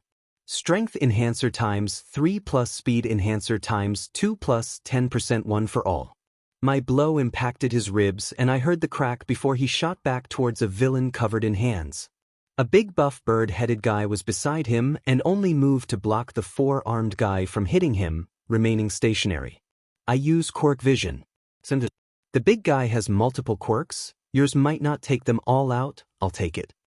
I called to Aizawa even as I duck a kick from behind, backhanding a woman into the water zone. Go! I nod and face the pair, rushing forward at the hand villain. He's the leader based off that horrible villain outfit. Hey hand job. You should really try a hoodie. It'll look better than that stupid hand setup you got going there. I shout. I leapt forward, and as I expected, the big one blocked it. He's a reactive bodyguard. Really? And what's a mini All Might wannabe got to say about fashion? At least I have a fashion sense, I spit. He scratched at his neck aggressively. Gnome. Tell him, wait Gnome. I activate shock absorption just in time to take a powerful punch to my side. Even so I was knocked a fair distance away. I curse. All for one's behind this kid. Regeneration quickly handed he busted rib. You wanna go big boy? Come on. I grin a bloodthirsty grin. 1 for all 100% plus cerebral enhancement plus neuron overload plus speed enhancer plus strength enhancer plus shock nullification. He rocketed towards me but with my quirk combination he slowed to a standstill. Due to the unique nature of shock nullification, I normally wouldn't be able to move, as my muscles would be unable to move when they nullify every form of kinetic energy. But with 1 for all I can use it to do something interesting. I walk forward, feeling the shockwave of energy in each step traveling up my legs before being completely nullified by my knees. So much power that even an enhanced shock nullification can't handle it all. I stop before the Nomu and frown. Gee, you're ugly. I lightly tap the exposed brain and return to my position. I slow myself down and mime a punch, using a different quirk to form a spike of visible air from my fist and stab the Nomu in the head. My tap killed it. The spike was just for show. It collapsed and slid across the floor at an astonishing speed. I barely managed to hop over it in time for the corpse to shoot past and skip out over the water if the flood zone. That was much easier than I expected. Reminder to self, to beat the multi-quirked experiment go for the head, I observe in forced shock. Die. Handjob screamed as he rushed me. I blink and spin around him, enter the same accelerated state as before and grab his scalp, entering his memories. Tamura Shigaraki. No, all for one isn't stupid enough to be a kid. Let's see, childhood, yeesh, that's a lot of manipulation. Dust, family, quirk awakening. Shimura. Oh no. Nana. I leave the accelerated state with the information I wanted and jump back from Shigaraki as he swung behind him wildly. You killed 𝐻𝐻𝐽. I'll kill you, brat. A foggy bottom formed and 𝗀𝐻𝐽𝐴 appeared beside Shigaraki. Tamura Shigaraki, I managed to incapacitate 13, but a student managed to escape. Where's 𝐻𝐻𝐽? This brat killed him, 𝗀𝐻𝐽𝐴. The living fog's glowing yellow eyes narrowed on me. Really? It was supposed to kill All Might. I punched an air spike into its head. I shaped the air above my hand into a spike. Pretty stupid idea having an exposed brain. So you cheated, of course. All Might can't do that.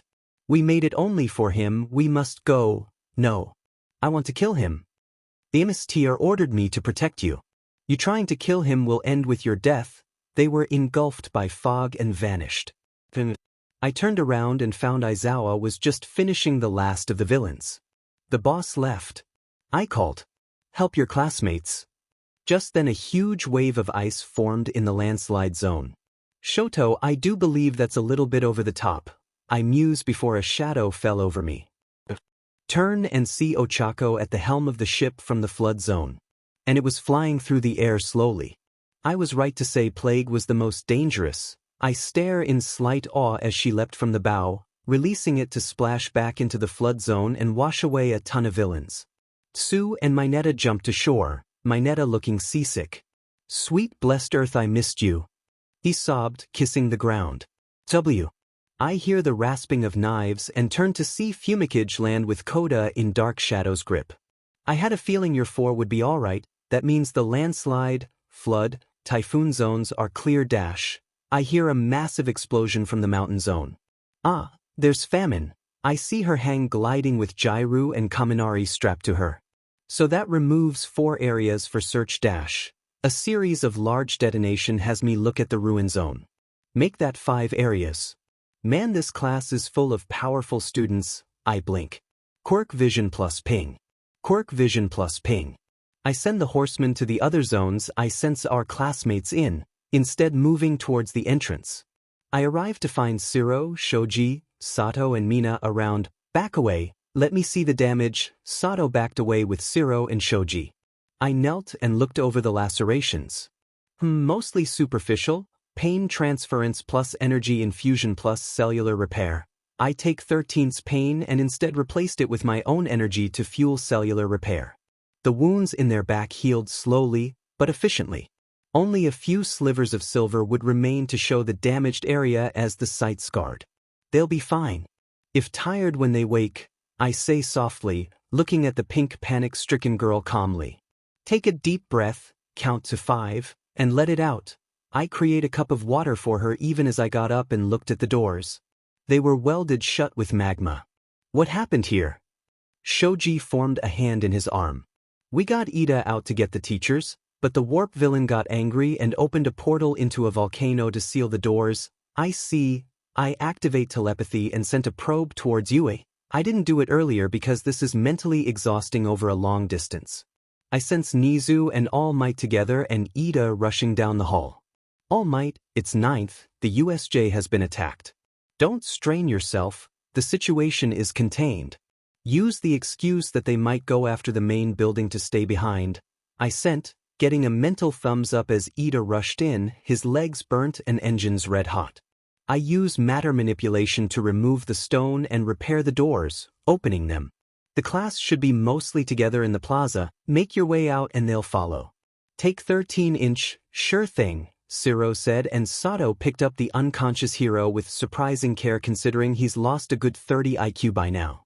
I returned to the plaza and sent the rest of the class up just as the horsemen all walked out of the zones at the same time. Shoto had Hagakure with him. So how was it? I asked him while Aizawa went to check on 13-inch. It was a simple matter, my liege. The moment I touched the ground the entire zone was frozen over. I noticed Hagakure after a few minutes and got her free, then questioned the villains I'd captured. I take you handled the biological weapon. I did, it was easy. They left the skull open, likely for a radio wave quirk of some kind to control it from afar. Break the brain, doesn't matter what quirks it had, no brain means no active quirk use. He nodded and I check over Hagakure. How are you feeling, 𝐻𝐿𝐴𝐵? Any numbness, biting cold in your extremities?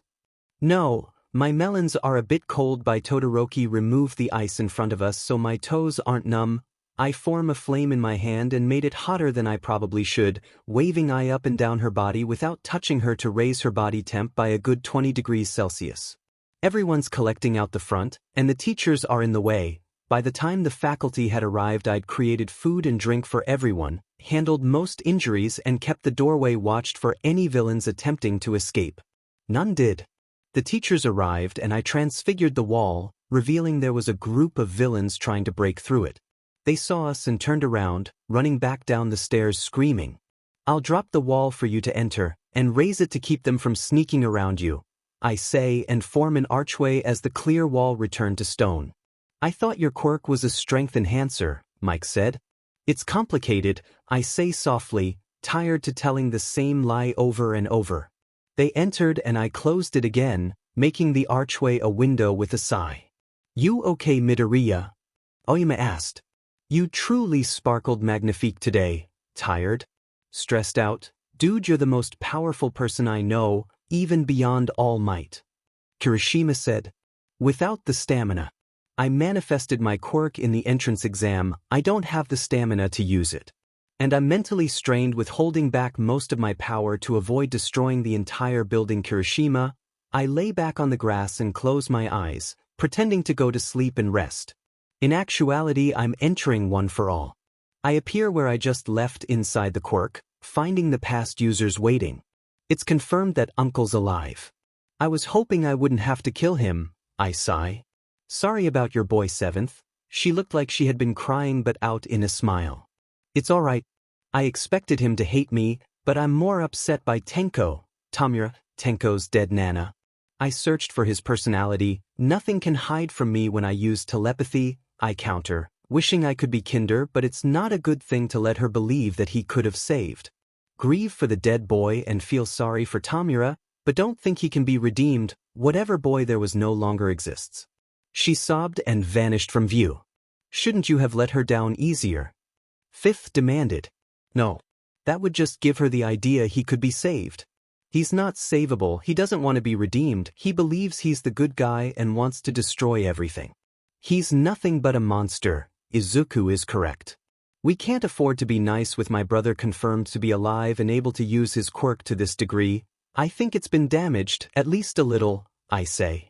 The 𝐻𝐿𝐴𝐵 showed signs of surgical scarring around the brain. The hole didn't just crumble, it was cut by a surgeon level of precision and rounded out on the inside so the edge wouldn't cut into the brain at the wrong moment.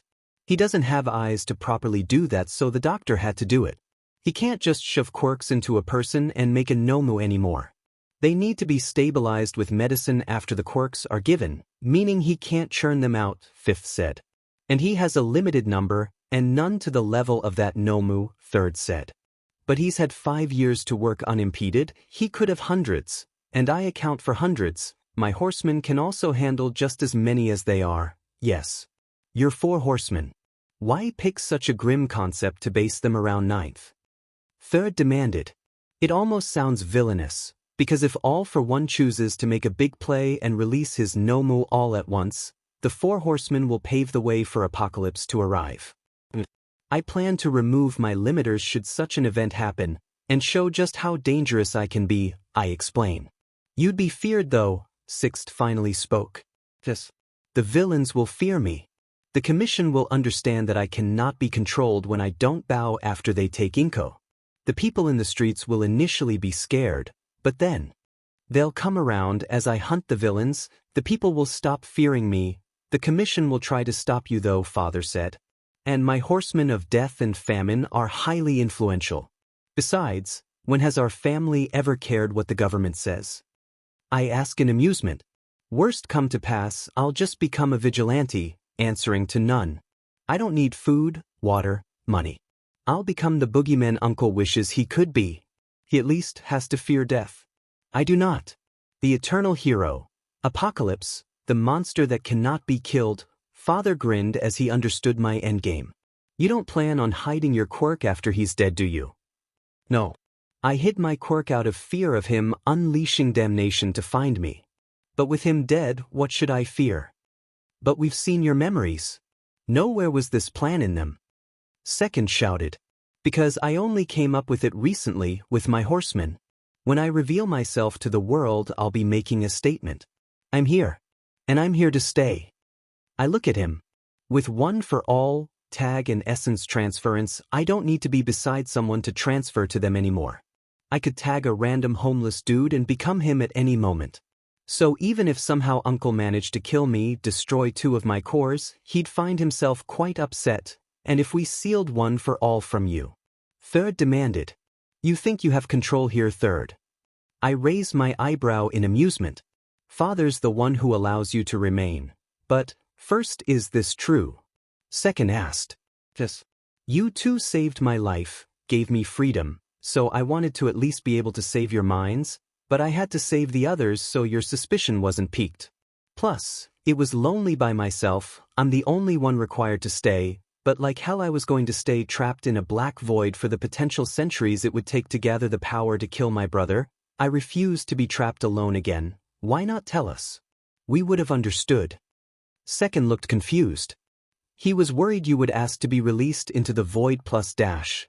I shrugged before feeling someone shake me. Now I gotta go. I lift out and open my eyes to see Ochako shaking me. My liege, we're getting back on the bus back to you, she said quietly. Thank you. I sat up and we got into the bus. When we arrived, each of us were taken into a room and questioned on our actions during the attack. I left out my bullet time and reading Shigaraki's mind, the rest I freely admitted to doing. So you admit to murder? The cop grabbed a pair of cuffs from his belt. Murder implies the thing was sentient. It was brain dead, only obeyed orders like a robot. There was no self-awareness in that thing. Even so, I'm going to have to take you down to the station for a few more questions. No, you don't. Whatever that thing used to be was either long gone, or suffering agony in every moment. If there was a person in there, I freed them. If there was nobody in there, then I just killed an animal or raised cadaver. The weekend passed and everyone was back for class on Monday. Aizawa almost gave the class a heart attack. Your fight's not over, more villains. Kaminari screeched. No. The sports festival is in 2 weeks. It's a time when heroes observe you in action and can send a request for you to do your internship the week after the festival with them. He pulled out his sleeping bag and got in. For now you have something important to do, picking a class president. I don't care how, just have it done by the end of class. The room was sent into an uproar. Only us horsemen were calm. Though I did see Ochako's aura ramp up as her fighting spirit was ignited. Right, almost forgot she was a country girl. Those from the country have a particularly strong fighting spirit when they come across something that makes them competitive. The sports festival. A globally televised competition. I remember the few heroes I took over that remembered the nerves of their first sports festival. And I could recognize them in the class. Alright everyone. This is simple. Just like combat class, make teams and get into the second event.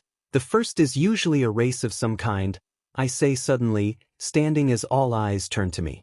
We've faced villains, a simple competition like this is nothing compared to that. I saw some uncertain faces. Alright then, not enough motivation. If you don't make it into the second event, I'll ask Aizawa to triple the entire class's homework for the next few weeks, and suddenly fires started burning in everyone's eyes. Good, now let's get going, I say, noticing the light was green. I'm not the class president, but Ito was as panicked as the rest, shifting gears cold and trying not to let his tension show. The class filed out of the preparation room and walked out of the tunnel into the stadium to the roars of the arena. Welcome our heroics course classes A and B. Then it's the general, support and finally, but definitely not least, marketing courses. Our class A this year has had a rather shocking beginning to their journey but emerged victorious in the face of a villain attack. Uninjured. I'm curious to see what surprises the rest of our first years are capable of. How about you, Eraser? Present Mike introduced everyone. Why did I let you talk me into this? Sensei groaned, making me grin. Trust Aizawa to completely undermine Mick's overabundance of energy. Air, and as the main judge of the first year festival we have the R-rated heroine Midnight. I want a good effort out there. And if you play dirty, I'll be seeing you in detention. Midnight winked out over the crowd as catcalls came from the stands, and a few students in the other courses. Disgusting males, I spit quietly, getting a strange look from the guys in the class. And for the student pledge this year we have Izuku Midoriya. I wasn't warned about this. Izawa. I walk up and think you a proper speech. I've seen a lot of them and I know just what would set the crowd alight. I walked up the stairs and took the mic from Midnight. Cameras suspended by quirks or lines moved around me for a better angle. Hello, thanks for not telling me I had a speech to do, sensei. Beware of thumbtacks in your sleeping bag. The crowd laughed as I made my annoyance clear. But seriously, everyone here is part of the 0.2% of the many applicants who attended the various entrance exams. So each and every one of you should be proud of yourselves. After all might graduated from here, everyone after must be greater, right? With training methods improving, right? Wrong. For 30 years since All Might graduated from UA, he's stood at the top spot. Nobody can equal him, not from the fact he's so much better. Wanna know why? The stadium was silent. Because of his symbol, the symbol of peace. And when he's dead he'll have a legend, the legend of the symbol of peace. Everyone loves peace, and when All Might was new to heroics we needed a symbol of peace. But peace has a downside. Without conflict people grow lax, weak, they stop trying. Why bother risking my life when someone with a better quirk can show up and do it instead? Heroics nowadays is business. Commercials. Toys. Movies. Modeling. Compared to the heroes of old, the current generation is pathetic. The crowd roared in anger, many of them being heroes themselves. Shut up. The stadium was silenced. Since the state of heroics is so pitiful, aside from a few names in the masses. I'm going to change it. Last week my class chose our hero names. Today I'll tell you mine. I stare into the cameras. Might's built himself a legend. I'm going to build myself a myth. As the eternal hero, Apocalypse. Villains, fear me. Because my horsemen and I will be coming for you, and we won't show mercy. I challenge my fellows to fight me for the top spot. I hand the mic back to Midnight and walked back to the class, which shied away from me. My horsemen, however, stood in a circle behind me, and we stood proud even with the thousands, no, the millions of watchers. It was still for a good minute before the crowd regained their voices and screamed in a massive sound that couldn't properly be equated. Big words, but we all know 1A is an arrogant and prideful class. We'll see if you have the power to back your pledge. I look to see a blonde sneering at us from Class B. We look forward to it. The more you try, the better a hero you'll be. Just don't cry to mommy when you inevitably fall behind, Ochako said, a bit of her country accent slipping through. Don't provoke them, Plague. Of course, my liege, my apologies. Try not to lose hope when you fail to keep up. We take this title seriously, she amended her statement. Better, Plague. Apocalypse. Horseman, I see a girl with vines for hair suddenly realize. You are calling yourselves after the 4 horsemen that will precede the apocalypse. You dare invoke those names. You do not know what power you mess with. A Christian. We know. But we bear the weight of the names our liege has given us with honor, 𝐶𝐿 said. You're clearly deaf. Crows are a sign of bad luck. Or actually, he showed his bladed wings in a gesture toward Shoto. He's deaf. Shoto just looked at her with an emotionless expression. And that leaves famine. I don't get it. Is it because you've never had to suffer a day of hunger in your life, rich girl? A black-faced silver-haired guy asked. Like, absorbs all light black. No, but my liege was kind enough to show me not just how one on the streets suffers but also their inner strength, their creativity, their resourcefulness. I'm famished for another reason. Momo looked over her nails. Finally the crowd was silenced. 𝐻𝐿𝐷's stirring speech from the student who placed first in the entrance exams by over 100 points. Present Mike shouted. I heard Class B choke on their spit at the announcement. We will now reveal the first event. Midnight called. The massive screens on the sides of the stadium suddenly rolled like a slot machine, slowing on obstacle race. I was made for this, 𝐶𝐿𝐴 said softly, a small upturn to his back showing his happiness to fly. Everyone moved towards the door while the race was explained. 3 obstacles, a run around the stadium and entering on the other side. I'm not exactly quick, what am I supposed to do? 𝐬𝐴 asked. Stick with 𝐸𝐵, motorcycle with glide wings, right? She opened her shirt and began creating it. One of the 3 obstacles will be agility-based, a fall, I say, using a foresight quirk that only allows me to see where I'll be in the next 10 minutes, not those around me. Plague, you make the bike, 𝐸𝐵 and yourself float over it, the wings and built-up speed should do the rest. Death, you can produce pressurized frosty air, correct? Yes. Make an ice version of the same design, use frost instead of petrol and 0 gravity. He grinned at the chance to rub it in Endeavor's face. Must you give him ideas on how to PSS Endeavor off? 𝐸𝐵 asked as we slipped into our roles. It amuses me to see Endeavor vexed, I shrug. Speed enhancer times 2 plus strength enhancer times 3 plus 1 for all 5%. The lights above the tunnel count down red, yellow, green.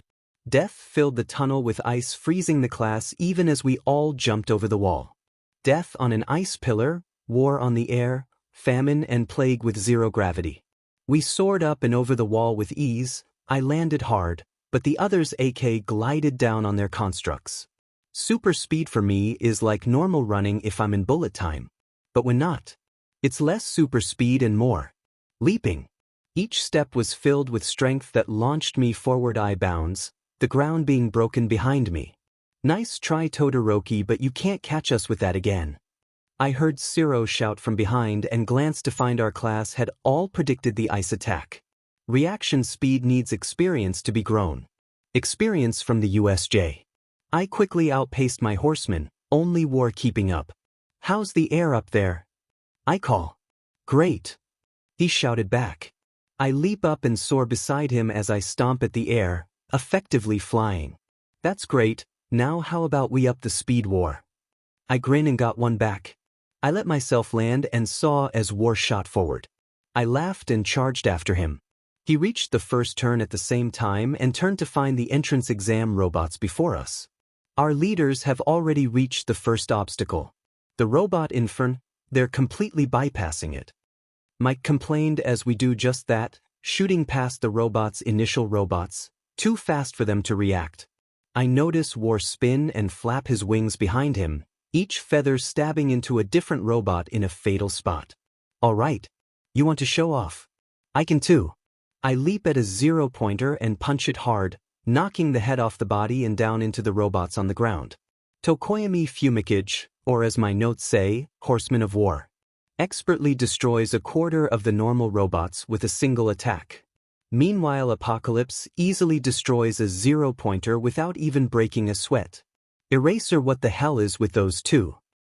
Mike bellowed. Not just them. Look, I hear the sound of ice and glance back to see Death had completely frozen the remaining 2 0-pointers. And one lifts into the air before the other is shattered by some kind of high artillery shell. Todoroki Shoto, or as he prefers, Horseman of Death. Quirk, Helheim Frost.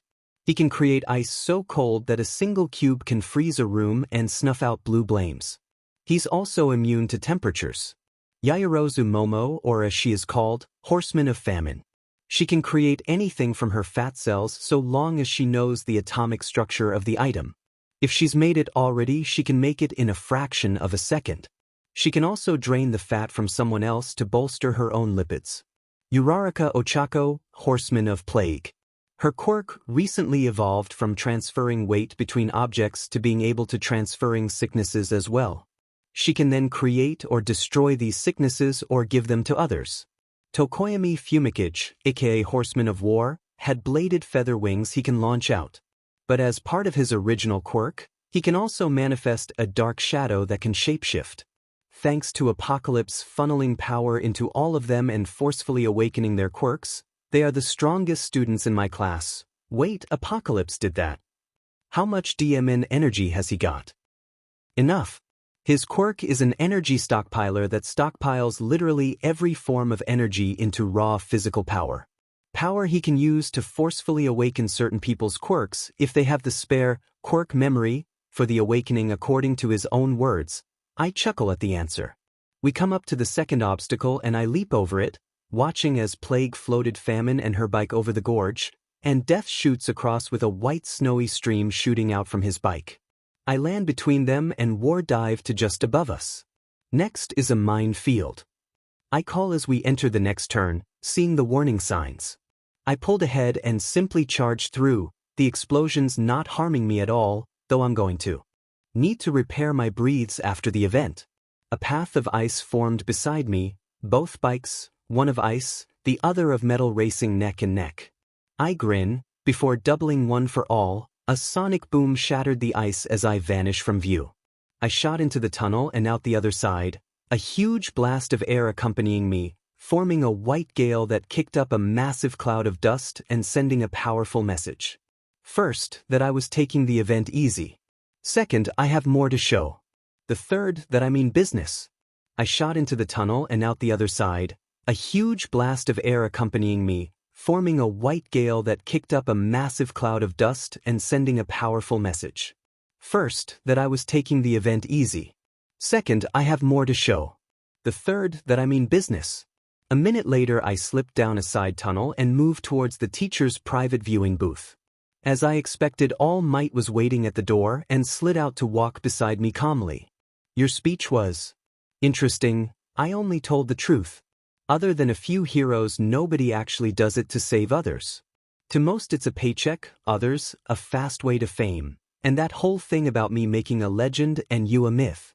You did say I was your successor. I have to make my story now. We walked around aimlessly for a bit while I waited for him to say what was really bothering him. Is peace such a bad thing? No. It was needed, but you've been the symbol for 30 years. Students graduate UA and other hero schools at 17, they might remember the time before you, but the 20 years after. Not a chance that anyone would remember the reason for your becoming the symbol. Now why don't you ask me about what's really troubling you, All Might? The horsemen. Death, war, famine, plague. Why do you have them? What have you told them? Why that specific list? Why do I have them? You became a symbol and held the world alone. Others knew, of course, about him and helped you, but at the end of the day it was down to you to kill him alone. I intend to face him, or whatever successor he's chosen, with my horsemen by my side. I've told my horsemen everything. About it, him, my future plans. Their roles and responsibilities as my horsemen. Each is to represent an aspect of life that's ever present and never dying. One day they'll find successors to their titles. Death, it runs through every person, every mind, underlying every thought and action. War, heroes are at war with villains, humans fight one another, countries go to war, families have vendettas, mini-wars. Famine, the rich don't understand and ignore it, the poor understand and some help, and the homeless embody it, but survive. It's a dark truth. However, the strongest come from the streets. You need to be strong to survive. And plague, sickness, everyone's been sick at least once in their life, disease, mental illnesses, BRTH disorders, chronic pain, you name them after the abilities you caused them. What? Wrong, I was able to influence the abilities each got when I caused them. Plague could drain weight into herself and out into something else. I added sicknesses. She's a country girl, a spitfire, kind and bubbly. She'd find happiness in taking another's pain and sickness on herself, but if you manage to do something bad enough to earn her rage, she'll give them a sickness equal to their wrong without being regretful. Famine, I gave her the ability to take the fat from others, make them feel the ever-gnawing hunger those without constantly suffer. Meanwhile strengthening herself. With her quirk, she understands the pain herself for when she goes over her limits. War I did to help Dark Shadow as much as him. Dark Shadow used to lose control in darkness, made easier if someone threatens or hurts War or someone he cares for. I turned her uncontrollable rage into a weapon War could protect himself with. Lessening the stress she felt. Dark Shadow is a quirk, sentient or not, it just feels his emotions, hidden as they are, All Might said. No. Actually, Dark Shadow has her own emotions, even if they can feel each other's emotion. She loves him like a brother, and he loves her like a sister. But the one I'm most glad about, Death, Todoroki, you completely altered his quirk, like All for One would. Disturbing, maybe to you. But Death had sworn off his fire, he despised it, feared it. So when I figured out how his father had treated him, I gave him an offer. I could try to forcefully awaken his quirk into the ice side. His fire retreated back into a fire resistance, and his ice was supercharged. And he could use more powerful ice, so much he even snuffed out Endeavor's blue flames as they erupted. When I saw him genuinely smile and realized that he'd smiled, I knew I'd made the right call. Before it he was emotionally dead, angry at Endeavor and scared of his fire side. He might not show it on his face, but internally he's almost constantly smiling. He's at peace with himself for the first time in years. So you're the one that ruined my creation. I heard behind me. Head back to the viewing room, I have to handle this. I can dash. You can keep your secret, Yagi. He paused but left as I turned around, seeing Endeavor. Felix said, "Sorry, did you say something?" I asked, cleaning out my ear. "You ruined my creation. You made Shoto's fire disappear, didn't you?" "I did. What are you going to do about it?" I flick the earwax to the ground and look at him, bored. "I'll make sure you don't become a hero." He handed me a bunch of paper I looked through. "If you don't fix it, you'll be facing me in court." Illegal quirk use, forced quirk alteration, interfering with family matters, attacking someone with my quirk and psychological manipulation. I raise my eyebrow, partially impressed. Impressive list. But I can already outthink them all. You have no case, especially since I have tons of dirt on you. I look at him in boredom. If you take me to court, I will bury you and air your dirty laundry. His flames began to turn blue in his rage. How dare you threaten me? I am the number 2 hero and I demand respect. I take a deep breath, dragging up all of my emotions to let out a roar. Not even quirk enhanced, just raw emotion and power. It snuffed out his flames and screamed down the corridor. "You want to have a shouting competition? Then let's go. But at the end of the day, you're only the number 2 hero, not the number 2 lawyer." And leaving him stunned, I walked away, a copy of myself splitting off and warping away, heading to the cafeteria where I found the horseman eating. "Death, I just had an enlightening yet useless conversation with your donor." I hand him the papers to read through. "I've been a few lawyers, his case is shoddy at best. Laughable at worst. He wants to sue you for everything you have and have you blacklisted from ever attending a hero school." He read out in slight awe. I've never seen him get so mad he'd go as far as this. "Seems to think my awakening of your quirk is something worth wasting money on. If this goes to court, I plan on countersuing for as much as I can swindle out of him. Think you can find a lawyer that'll go against him?" He asked. "Death, my dear boy. I am that lawyer." I smirk and lean back in my seat. Even as we speak, I'm going through all of the tests required to get a law degree and my license to practice law again. Technopath, remember. I also have the ability to think in bullet time and a photographic memory quirk. He has no idea the skeletons I can find hiding from him in his closet. What sort of stuff? As we speak, a copy of me is currently gathering the physical evidence of one quirk marriage contract. Numerous times he's hushed up a civilian's death, one of which was mine, hospital bribes to fake your mother's mental instability that healed years ago, and much more. I list out off the roof my head. I'm also installing a virus that'll bug every phone he makes a call with and send a recording of the call to me. Even burner phones. And the ones he calls will have the same virus transfer to their phones and devices. If he tries to buy the judge, I'll know. If he calls a merc, I'll know. If he takes I'll know. Wickedness runs rife within the matchstick, 𝐶𝐮𝐬𝐽𝐻 said softly. Yeah, he's a huge meanie. Dark shadow popped out. We enjoyed lunch and went out to hear about the second event. At an abandoned bar, Shigaraki was screaming and raging at the TV in the corner of the room.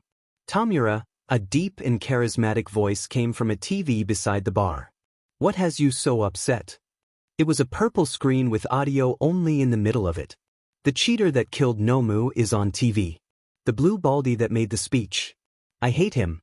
I hate him. I hate him. I hate him. Let me see. The voice went silent for a moment as the man observed the speech. Oh my.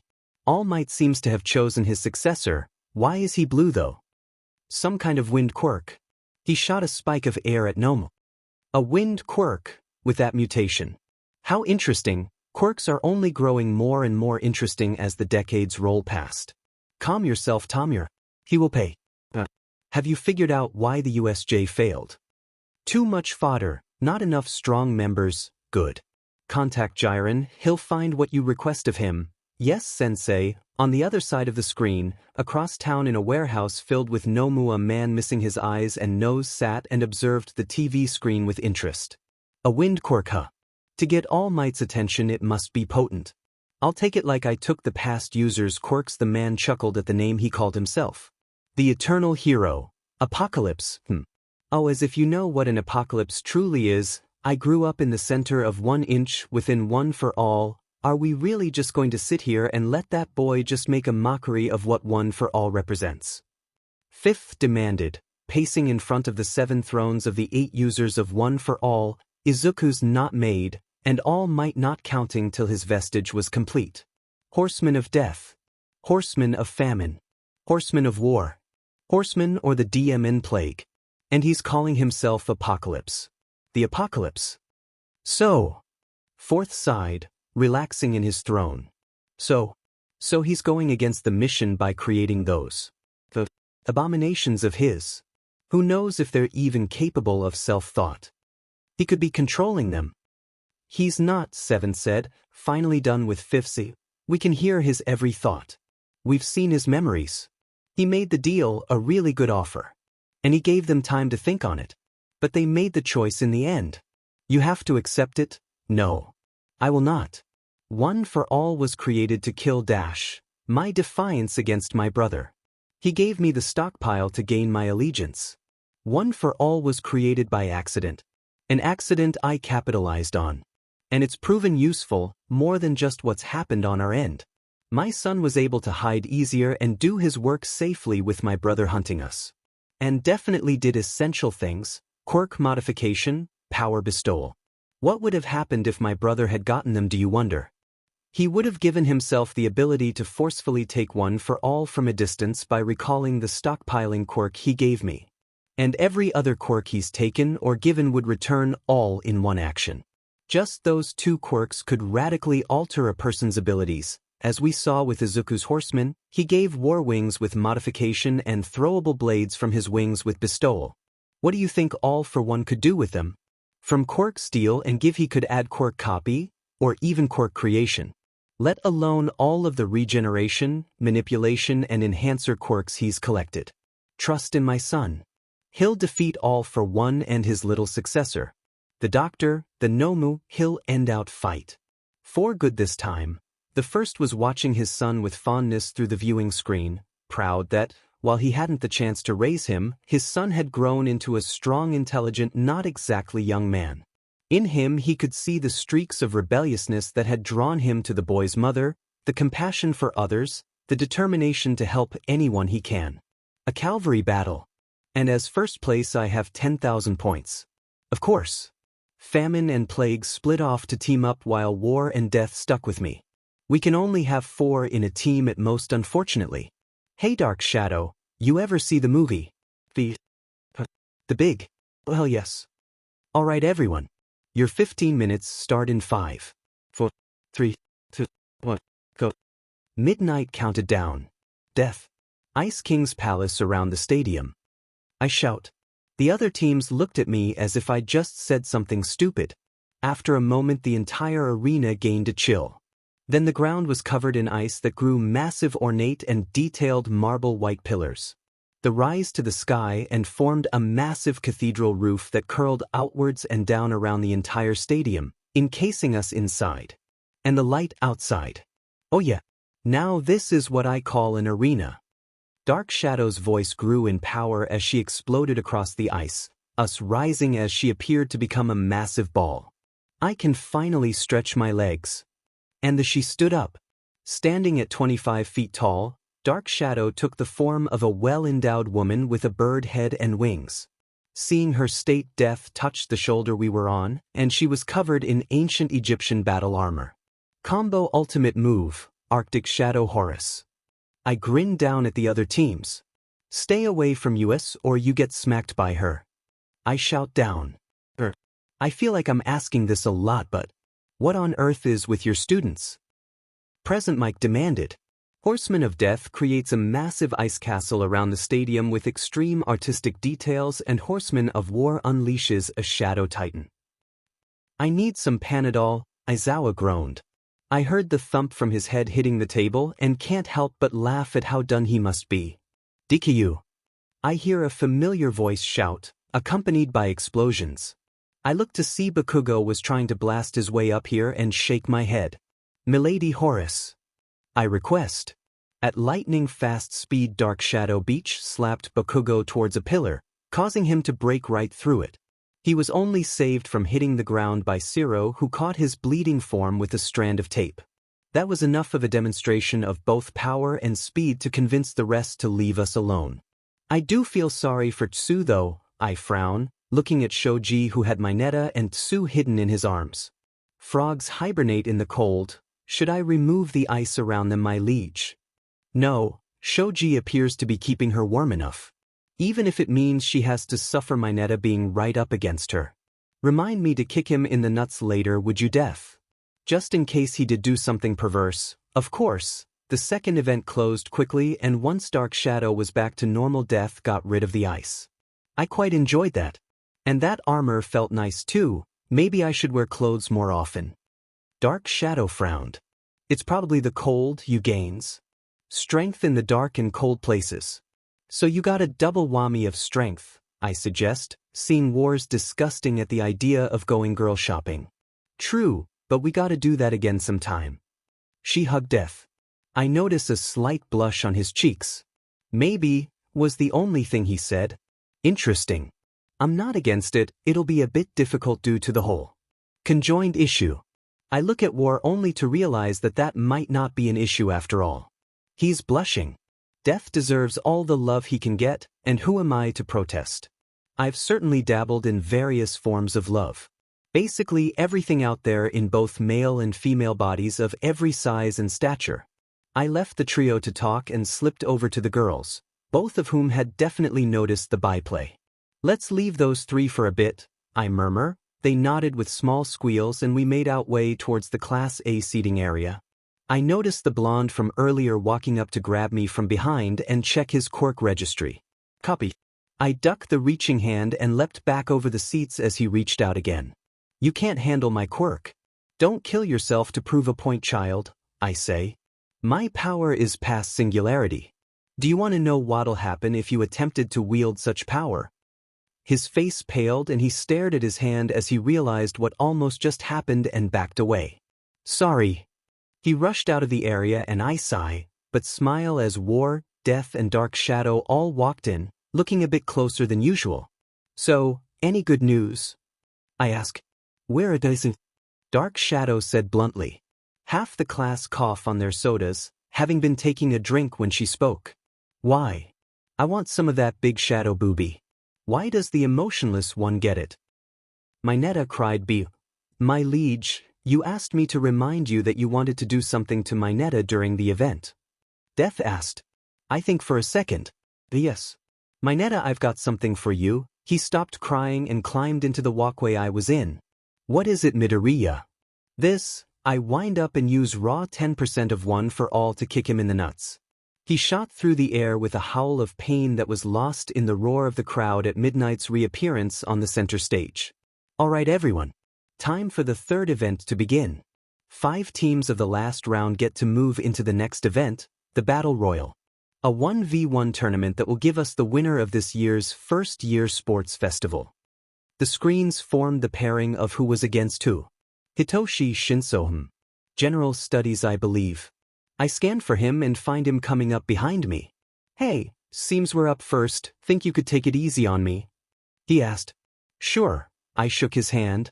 We went our separate ways to the tunnels we were assigned to. I came out and walked up to the large platform of cement made to be our arena. Ready? Midnight asked. Ready, we say. Start. I began to move, but 𝐶𝐮𝐭𝐡𝐨𝐫 didn't seem concerned. What is your quirk? I mean, you're super strong, but you're blue. Oh, the dash. I feel my mind go blank and my body stopped. I'm only a bit interested. Walk out of the arena, please. My body began to move back the way I came, a slow and unsteady walk. Mind control him. Interesting. I use air manipulation and make a spike in front of my foot. As I lifted it, I stabbed myself slightly and knocked myself out of the mind control. That's a powerful quirk you got. If I'd met you at the start of the year, I'd have made you a horseman, I compliment. I flash beside him and lift him, gently placing him outside the line. Apocalypse wins. I walked out with 𝗀𝐿 and aired till we reached the tunnel to start talking. Unfortunately, while you cut away the person's higher focus from controlling their body, they can still use their quirk if it requires higher mental-based thinking. I'm past the singularity theory. My stockpile quirk rapidly mutated itself at the start of the year to not cause me to explode, thus my blue skin. I have extra abilities too. But I want to keep those hidden from the villains for as long as I can. But a gift for a hero course hunter. I smile and press my palm to his forehead. I use quirk modification to allow him to control others without getting a response. You won't need to get a response anymore, but eye contact for the initial connection and hearing range for orders. Good luck. And I hope to see you in the hero course. I smile and walk down the hall. And in clear view of only him, I use warp field to vanish into a bathroom closer to the seating area. He would have been a great choice of a horseman. Or maybe control a person here or there, make them say a few things and cause a riot. I sigh and return to the seating area. He was a mind controller, wasn't he? Death asked. Yes. And heavily discriminated against for it. He has a boost now and we may see him in the hero course come next semester. Good, we could use a hero with that ability. We watch the rest of the matches. My next match was against Death. I just shattered the ice he sent at me and used the wind to knock him out of the arena. The next fights didn't really need me to use much power, and my horsemen fought one another. Famine was launching knives and swinging a staff in a rapid dance if maneuvers that mostly bounced off War's wings. The pair were evenly matched. He'd launch blades, she dodges, she launched blades and attacks he blocked. Dark Shadow surprise attacked her from inside War's wings and knocked her out after she got complacent. Plague rushed off to see her and I assumed it was due to Famine's confidence. Being part of the horsemen and training directly from me has helped, but she still got blindsided. I met War in the final round but he refused to fight me. Oh baby, you looked so cool out there, bah. I hold Mom and turn the massive flood of water coming from her eyes into air as I console her. Of course I did, you raised me after all. You're the coolest mom I know, I say, patting her on the back even as I turn on the news. That's a lie, but she is the most spineless mother I know. The me without my memories and quirks was as spineless as he was because he was raised by a spineless woman and mimicked her subconsciously. The news presenter with a horn coming out of one of his temples was speaking. Meanwhile, the internet has gone nuts over the newest online sensation, Izuku Midoriya, the winner of the sports festival that completely obliterated his competition. For his speech before the festival even began, it played the most controversial parts. That's right, hero student of UA Izuku Midoriya, calling himself the eternal hero, Apocalypse, has downright shamed the entirety of the heroes for being weak, lazy and waiting for a more suitable quirk when someone's going to die. And we've done the research, as you know we always do. A whopping 82% of heroes have at one point or another used this exact excuse at one point or another. And only 12% of that was genuinely required due to bad quirk matchups. So now I'm wondering, is this Apocalypse right? Has the requirements for heroes fallen? If so, then how do we bring that back up? Apocalypse certainly has an idea. From what we could put together during the sports festival, he gathered a group of horsemen representing the 4 riders preceding the coming of the apocalypse. Famine and Plague. The picture of each horseman appeared, showing 𝗏𝗏 before and after I helped him. After was a smiling and blushing image while before was a cold glare. Fumicage was there with Dark Shadow and a small smile in the before. In the after it showed him with his sharp blade wings, a fierce look as he fought alongside Dark Shadow. Momo's before showed her as a prim proper heiress at a gala dinner and looking both appealing and nervous in a corner. Her after showed her looking confident and dingy yet appealing even with dirt on her face, her shirt open revealing BR and massive bits mid-bounce, shining from sweat. No doubt there's going to be a lot of pawn from it and step on me mommy fans online now. Ochako didn't have a warrior goddess after. But her before showed the bubbly, innocent version of her in an old-school photo. Her after showed a fighter, her eyes blazed with a fire visible through even the camera. It was split with an image of her in a hospital beside a blurred guy's face in a bed with AIDS on a sign as a certificate of being perfectly healthy in their hands as he hugged her. The horseman of death, 𝐀𝐮𝐭𝐡𝐨𝐫 Todoroki. Our sources said he was a cold and distant person when they tried to speak with him a mere 2 months ago. But now he clearly shows he isn't, and this change in personality isn't just around him. Each of the horsemen have shown increases to various aspects of their personalities that can only be attributed to being chosen as the horseman of apocalypse. So, is he really a hero? Or a villain as much of the country believes? Stay tuned for more after this short break. Not bad at all. Could be better, but considering my speech was definitely controversial, I'm surprised I'm not being hammered by the media. I muse, carrying mom to bed when I realized she'd cried herself into exhaustion. The second portion of the sports festival covered my actions in the sports festival and my horsemen's actions, as well coverage over how their quirks have evolved. I also saw a short segment of 𝐀𝐮𝐭𝐡𝐨𝐫 being hospitalized after running across Stain. I might have to handle Ida. The next few days were filled with us getting internship requests. The horsemen and I looked them over, but I could see 𝐒𝐮𝐭𝐡𝐨𝐵 and 𝗏𝗱𝗏 had already made their choices. Hawks? I ask, seeing Dark Shadow nod. Yeah, Fumi's been a huge fan since he first made his debut. There's some danger, some risk, but I have something for him if you're willing to risk it. I create a USB with a few terabyte storage with assistance of matter manipulation, space compression, and Technopath adds a particularly effective virus. This is a RBB ducky. Hawks is part of a program that buys kids and turns them into living weapons. When you go with him, ask if he'll sneak this into the hard drive room of the Hero Commission. It'll prioritize the files of his particular problem, but then we'll copy everything else. It'll need at least half an hour. I want to expose the commission and free Hawks, but I don't have the evidence. She took the virus and slipped it into her mask to hide it. I then took 𝐒𝐮𝐭𝐡𝐴𝐵's arm and used matter manipulation on the muscle, making a single-celled organism with a fish's ability to detect electromagnetic signatures. I've just created a symbiote organism that'll die after a week and revert into normal muscle. It'll identify any electromagnetic signatures. And help you find them. It'll identify bugs and cameras, find a dead spot before explaining to Hawks. And otherwise, pretend the conversation never happened. This'll be your first undercover assignment. Think you can handle it? I ask. If it'll give Hawks his wings back. We'll do it, he agreed. I turned to Shoto, who had his father's agency before him. Are you sure about this? You can't learn anything from him I've not already taught you. He'll make sure that no matter who I pick, he'll be there, and I'd rather not force someone else to suffer his presence. All right. Famine. What did you pick? Mother told me to pick 𝐻𝐻𝐵. But after your speech I can't pick her, so I'll choose Edge Shot. It'll upset her, but I need more fighting skills. Good, and he can train you against stealth fighters. Not my forte, unfortunately. Plague. Gunhead, he focuses on grappling, so more chance to remove weight or give sicknesses, she said, a small aura around her. Nice. Personally, I'm going with Aizawa.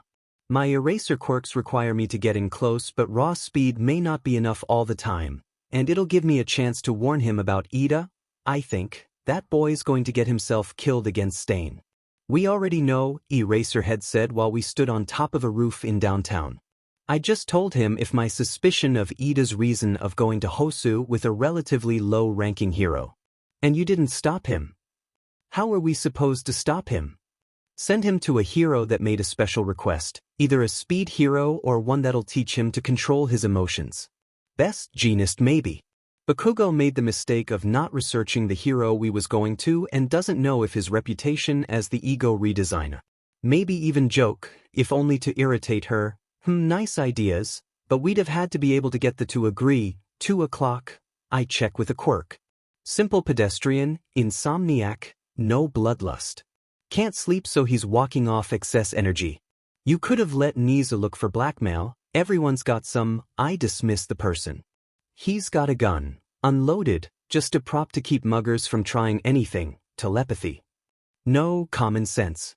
This is downtown. I did the same when I had to come down here before he entrance exam, had a kitchen knife in the back of my breathes. You get really good at reading people when you're quirkless, bullies. Students, teachers, the public, I had to pay twice what everyone did for anything on principle, I explain and see an actual target. 9 o'clock with the ram horns, he's been watching the store across the street for way too long, he's staking it out, likely his target works there, nice eye, but I know him, he's a low-level criminal, and one of my informants. The week kept as it was until felt a pulse of rage and then fear from the tag I put on Ida. I grabbed Izawa and warped us to the tag to see Stain standing over Ida. Apocalypse, you have permission to use your quirk, 𝐬𝐮𝐬𝐴 said, hearing an explosion. I lift Stain by telekinesis and slam him between the walls and ground a bit before turning his outfit into a gimp suit, and removing his senses and mobility. Really? A gimp suit? 𝐬𝐮𝐬𝐴 asked, releasing his scarf. What? First thing I thought of, he might have escaped a straitjacket. This? Very well made, Stain said suddenly, struggling. You have experience, I blink. You do too if you can recognize a genuine gimp suit. An explosion went off and I cast out a ping for danger. 𝐻𝐿𝐵 are in the city, I'll leave the handling of Mr. Gimpy here and Ida to you. I used the same combination as in the sports festival at 5% OFA and zoomed towards the nearest fire.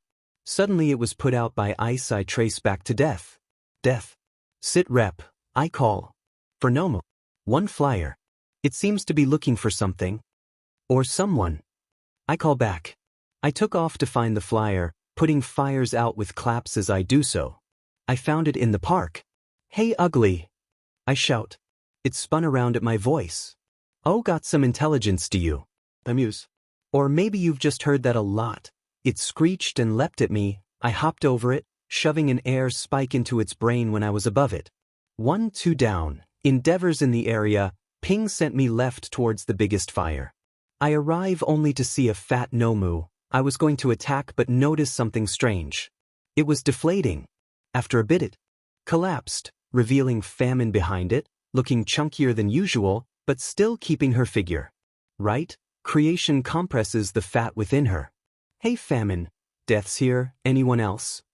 I ask, checking the area for war and plague. No, but I assumed he was since I saw Endeavor frying a 𝐻𝐿𝐵, she said before burping. Oops, excuse me, he was a big meal. I crushed the 𝐻𝐿𝐵's struggling head with a snort. He had some kind of fat-to-energy quirk and fear-to-energy conversion. More fear, more fat, bigger boom. I access telepathy and connect to the horsemen. Calling all horsemen. Apocalypse here, 3 of 4 𝐻𝐿𝐵 in Hosu dead. Information on the last.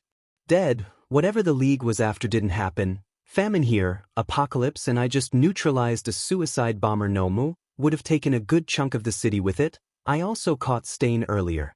Telepathy shutting down, I stopped the connection. Did you know when you use one of your quirks your eyes fade out? Famine asked. Yes, that started happening after I got my first one. We split up to return to our internship heroes. 𝐬𝐿𝐵, 𝐻𝐿𝐵 are down. There was a suicide bomber 𝐻𝐿𝐵. Famine disarmed. How'd she do that? It had 3 quirks, fear to fat, fat to energy and energy detonation. And the other 3 were to scare the populace, in turn fueling the bomber. 2, there was a flyer sent to capture someone. I killed it before it got the target. You were the target, Stain said at our feet.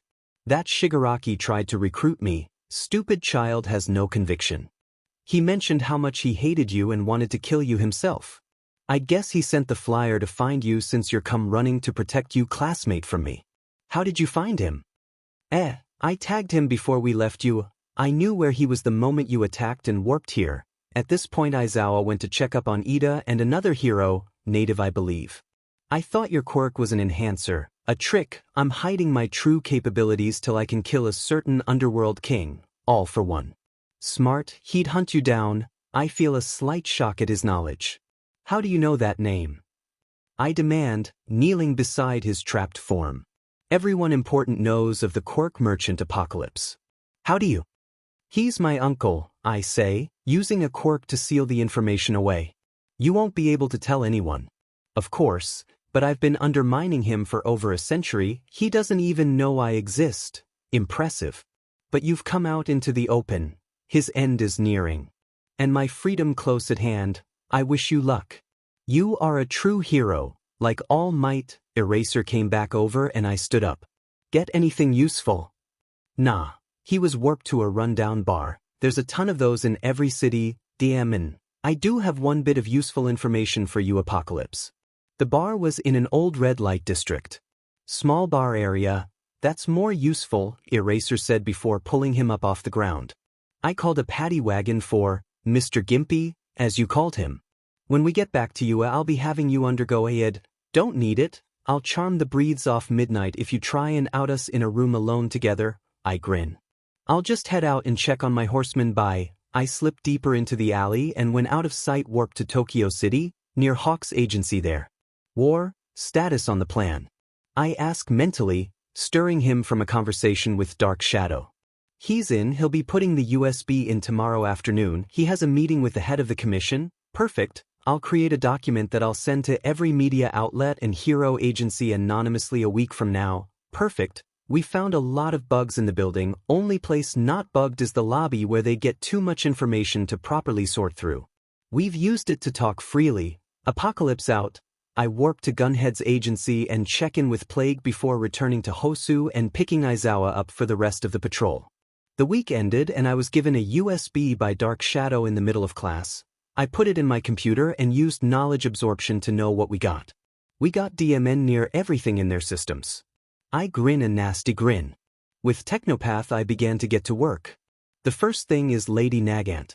Then I'll handle Hawk's adoption and subsequent training, the amount of torture he went through and the various medical procedures he was forced to undergo. Without anesthesia. Then I'll handle the number of kills he's done. The bomb in his neck can be removed whenever I decide to do so.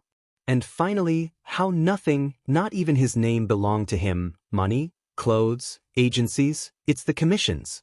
For the rest of the day and into the weekend, I work furiously to compile all of the evidence, references to actual locations, dates, and cases. And on Monday morning at 9:01 a.m., I sent it all out to every single media outlet and hero agency in the country, to the United National Hero Commission, and I sent it to every single hero student in the country. In the exact same instant the bell rang for class, every phone went off and Aizawa came in. Alright, I've read through the reviews of your internships. Most of you did well, some of you did spectacularly and others did horrible, he said, only to realize nobody was paying attention. Hey! Sir, you may wish to check your phone. I saw a small grin upturning my lips. He did so and saw the virtual torrent of notifications. Problem child. Just granting a caged bird his wings. And clipping the wings of some undeserving politicians, I grin. You'd best read it before commenting. It was my personal project over the weekend. And I'm quite proud of it. It wasn't even reaching lunch when I was arrested and stuffed into the back of a van to be driven somewhere. Even with my eyes closed I could tell exactly where we were going. And as they put Quirk nullification cuffs on me I make them solid metal, not removing my quirks, you idiots. Hours pass and I merely smile amicably. We arrived and I was dragged out of the van, through a loading dock and into a building. Then I was taken into a specific room before the hood was removed. And right in front of me is the head of the Hero Commission. Hello, Madam President. How is your day going? I ask, not looking at Hawks on her left, or the no name on her right. There's someone behind me with a gun-type quirk. Really shitty, thanks to you. No problem. I widen my smile and use the opportunity to close my eyes. While my eyes are closed, I use matter manipulation to turn Hawk's tracker and explosive implant into a tracker and water-filled container. I could tell he felt the difference. Relax, Hawks, I disabled the explosive. They can track you, but you won't die, I send mentally. I open my eyes and look at her. The whole exchange took barely a fraction of a second. That wasn't a thank you. But you said thanks to you, like give thanks to blank for me. I make a fake woman's voice. Something hard hit me in the back of the head. Ow, now that's not very nice of you. Do you treat all your guests with the same way? I ask. Just the chatterboxes, he grunted. I'm going to make this very simple, Mr. Midoriya. You will make a recording denouncing everything you've exposed as a lie. We will kill your mother. Wow. I blink but my smile doesn't break. Sorry, won't happen. On my loyalty list she's not near the top, I say calmly. A bit regretful but at least she won't feel pain. Oh, we'll torture her first, she said. No, I mean she won't feel pain. I've made sure of it, I keep my smile on knowing it vexes her. What do you mean? The moment any form of danger gets within 5 millimeters of her skin, her ability to feel pain will automatically shut off. Bullets, blades, pain quirks, psychological torment, punches, kicks. None of it will work, I lie. In actuality, the moment they capture her she'll already be dead, she'll pass out in fear and 5 minutes later she'll explode painlessly. I got the idea off that suicide bomber Nomu. As she feels fear her fat will increase, and after 5 minutes she'll explode. Unfortunate, and highly upsetting for the parts of me that still Izuku Midoriya. But compared to what All for One's done it's nothing. Plus, she's not a particularly strong-willed woman. And with her poor heart and health she was due for a heart attack at any moment. The door opened just then and someone I don't know came in to whisper in her ear. Really? Yes, Mr. Midoriya. It appears someone has killed your mother, and the van we were bringing her here in exploded. Oh, pity, I don't change my expression. You're really a heartless F, aren't you? She leaned in. No. It was painless after all. Why would I allow my mother to suffer? No, that's just one less thing that can be used to manipulate me. We can go after your so-called horsemen. I'd like to see you try and beat them. I trained them specifically to handle any kind of opponent. War will rain down around your ears. Dark Shadow could destroy this entire building in seconds. Famine can create anything she knows the atomic structure to. What have I given her she doesn't already know? And the less said about death the better. He could send the country into an ice age, plague. What of your pet disease carrier? She demanded, looking unfazed. She can lift tons of weight. They'd destroy the building. She'd lift the diamond thing and throw it. Then I guess it's a good thing they don't know where we are. Hawk's agency second furthest from the Hero Commission headquarters. Furthest would be too obvious, while second closest least obvious, and as such the most obvious. Your men are not good at their jobs. Didn't even check me for bugs. There was movement behind me. There aren't any, but it's the principle of the thing, children. No, I knew you'd bring me here, and warned them before the cuffs were put on me. Famine will have her family lawyer and Endeavor will be on a warpath because he wants to sue me. Something he can't do while I'm stuck in here. Manipulation is so simple. And once you can do 3D chess across 5 games you can play the world to your whim. And you have a speech to prepare for. I pat her hand condescendingly and tagging her. After all, there's a whole country of set-off people to apologize to. I got hit in the back of the head but she'd already left. I'm dragged to another room but mentally I'm listening to MDM president as she walked out. Diamond teenager, should have had him killed after the sports festival. She mattered and walked out. I activate a quirk. Outburst. Not unlike Joke's quirk, outburst forces the target to burst out in reaction to a stimulus. In this case, questions. She will answer every question with her true thoughts and beliefs. I add another quirk. A simple but effective quirk. It'll cause the affected party to not register what they're doing is odd. So her suddenly spouting off her true thoughts will seem normal. And both quirks are entirely invisible.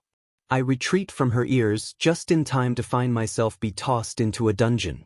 I landed and rolled, sitting up against the wall. I'm still smiling even as the door closes. There's no cameras in here, or a microphone, but it's dark, cold, and wet. Horsemen and hawks, this is apocalypse, I call mentally. Hawks here, death here, war here, a combination of Tokoyami and Dark Shadow's voice spoke. Famine here, plague here. I'm currently in a dungeon in Hawk's agency with Quirk cuffs on. Obviously I disrupted them before they were out on me. I've tagged MDM president and she'll answer any question with her true thoughts and beliefs without realizing anything is odd. Everything good on your ends? Family lawyer is ready to attack. Famine.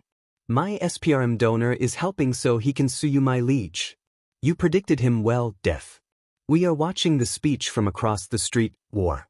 Do I really have to keep All Might and 𝐀𝐮𝐬𝐴 distracted? Plague asked. Yes. All Might would waste his time limit to help me and 𝐀𝐮𝐬𝐴 would have me out in a short while. But the MDM president would be able to slink away to recover. Why am I added? Hawks asked. Simple. You assisted us, just listen if you want. War, how far is the target into her speech? Halfway. Good, you have the list. We do, Dark Shadow, give the list to the reporters. The shadows should be dark enough for you to slip through. On it, plague, status. All Might is watching the speech, Nizu is watching me. Good, he suspects we have a plan, he'll assist you in distracting All Might, let him know you know of his time limit. Famine, death, what's the situation? Stonewalled.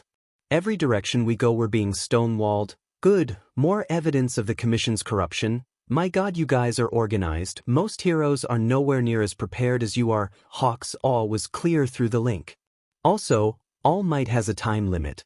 He was injured 5-6 years ago. Give or take a few months, his ability to use his quirk is constantly decreasing. He's as an hour and a half, I explain. And he's still number 1. Impressive, a bit.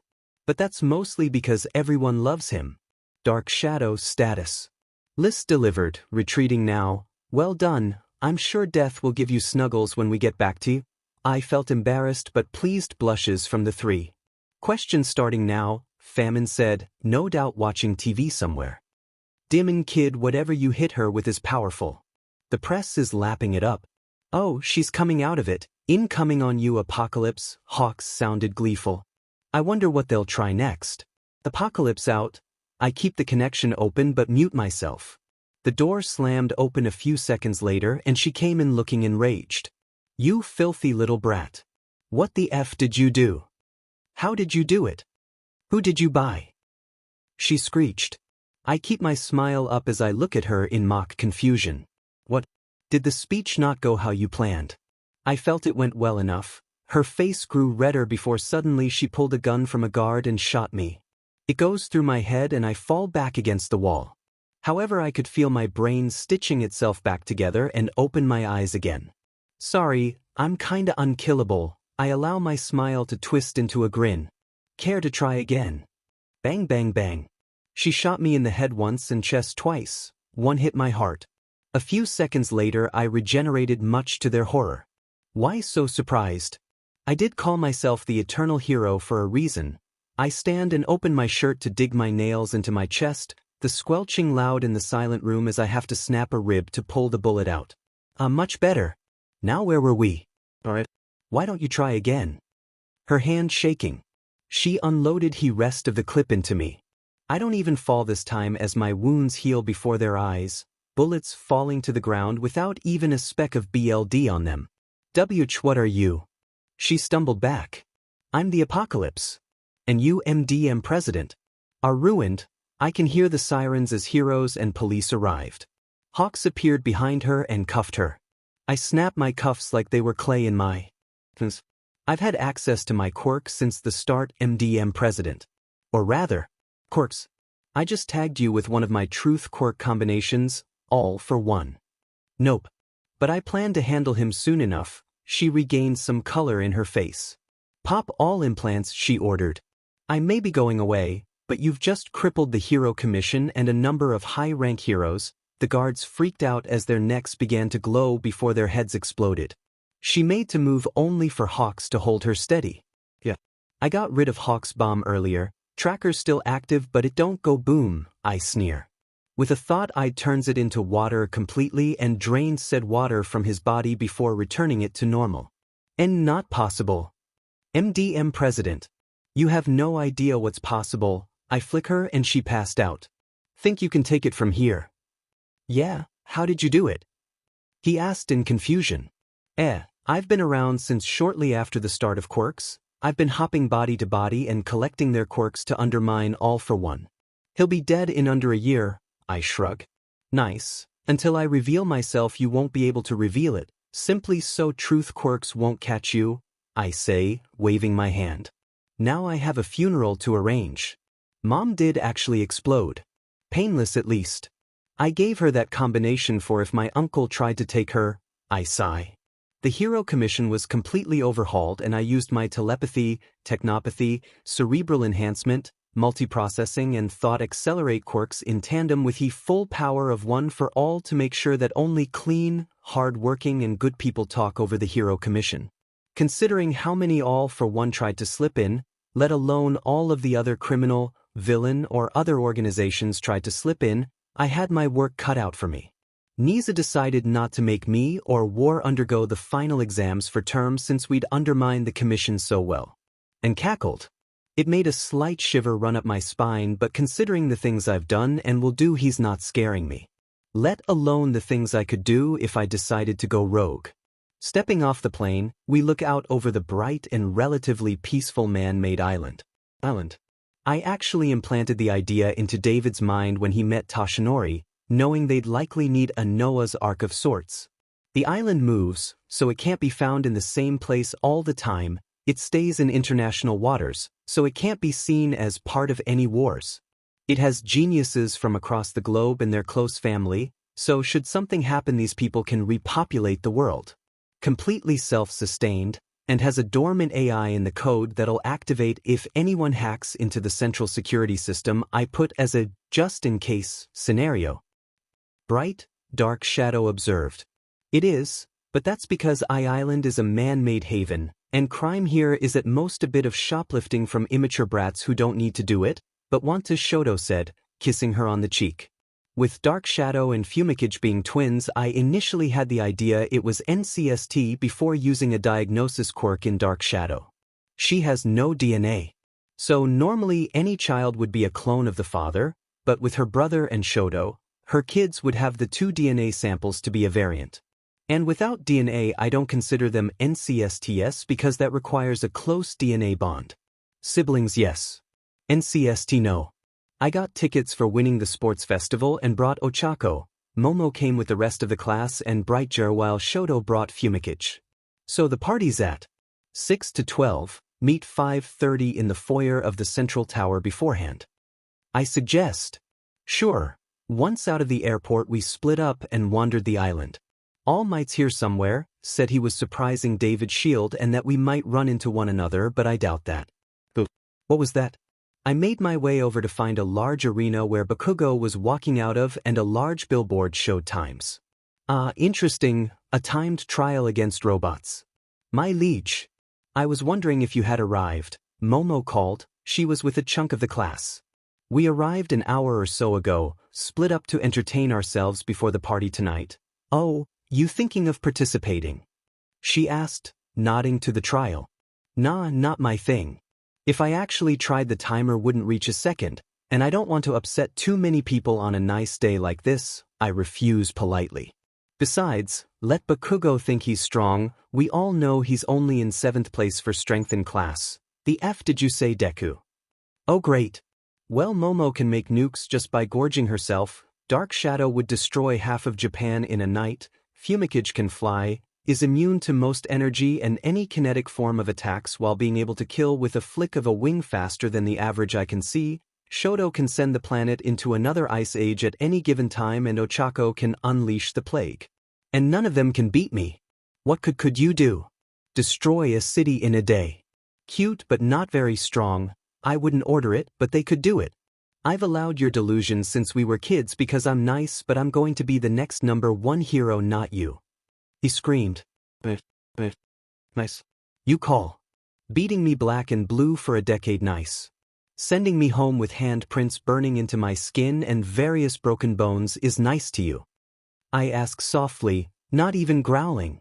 Telling me to kill myself is. But threatening to kill me daily is nice. By now everyone around had backed away in terror of the fraction of the aura I was unconsciously releasing. This. Because you can't be a hero without a quirk. Screw letting you have your pride. I leap over the fence and took a starting position. Ready. Joe dash. Time froze as I activated bullet time.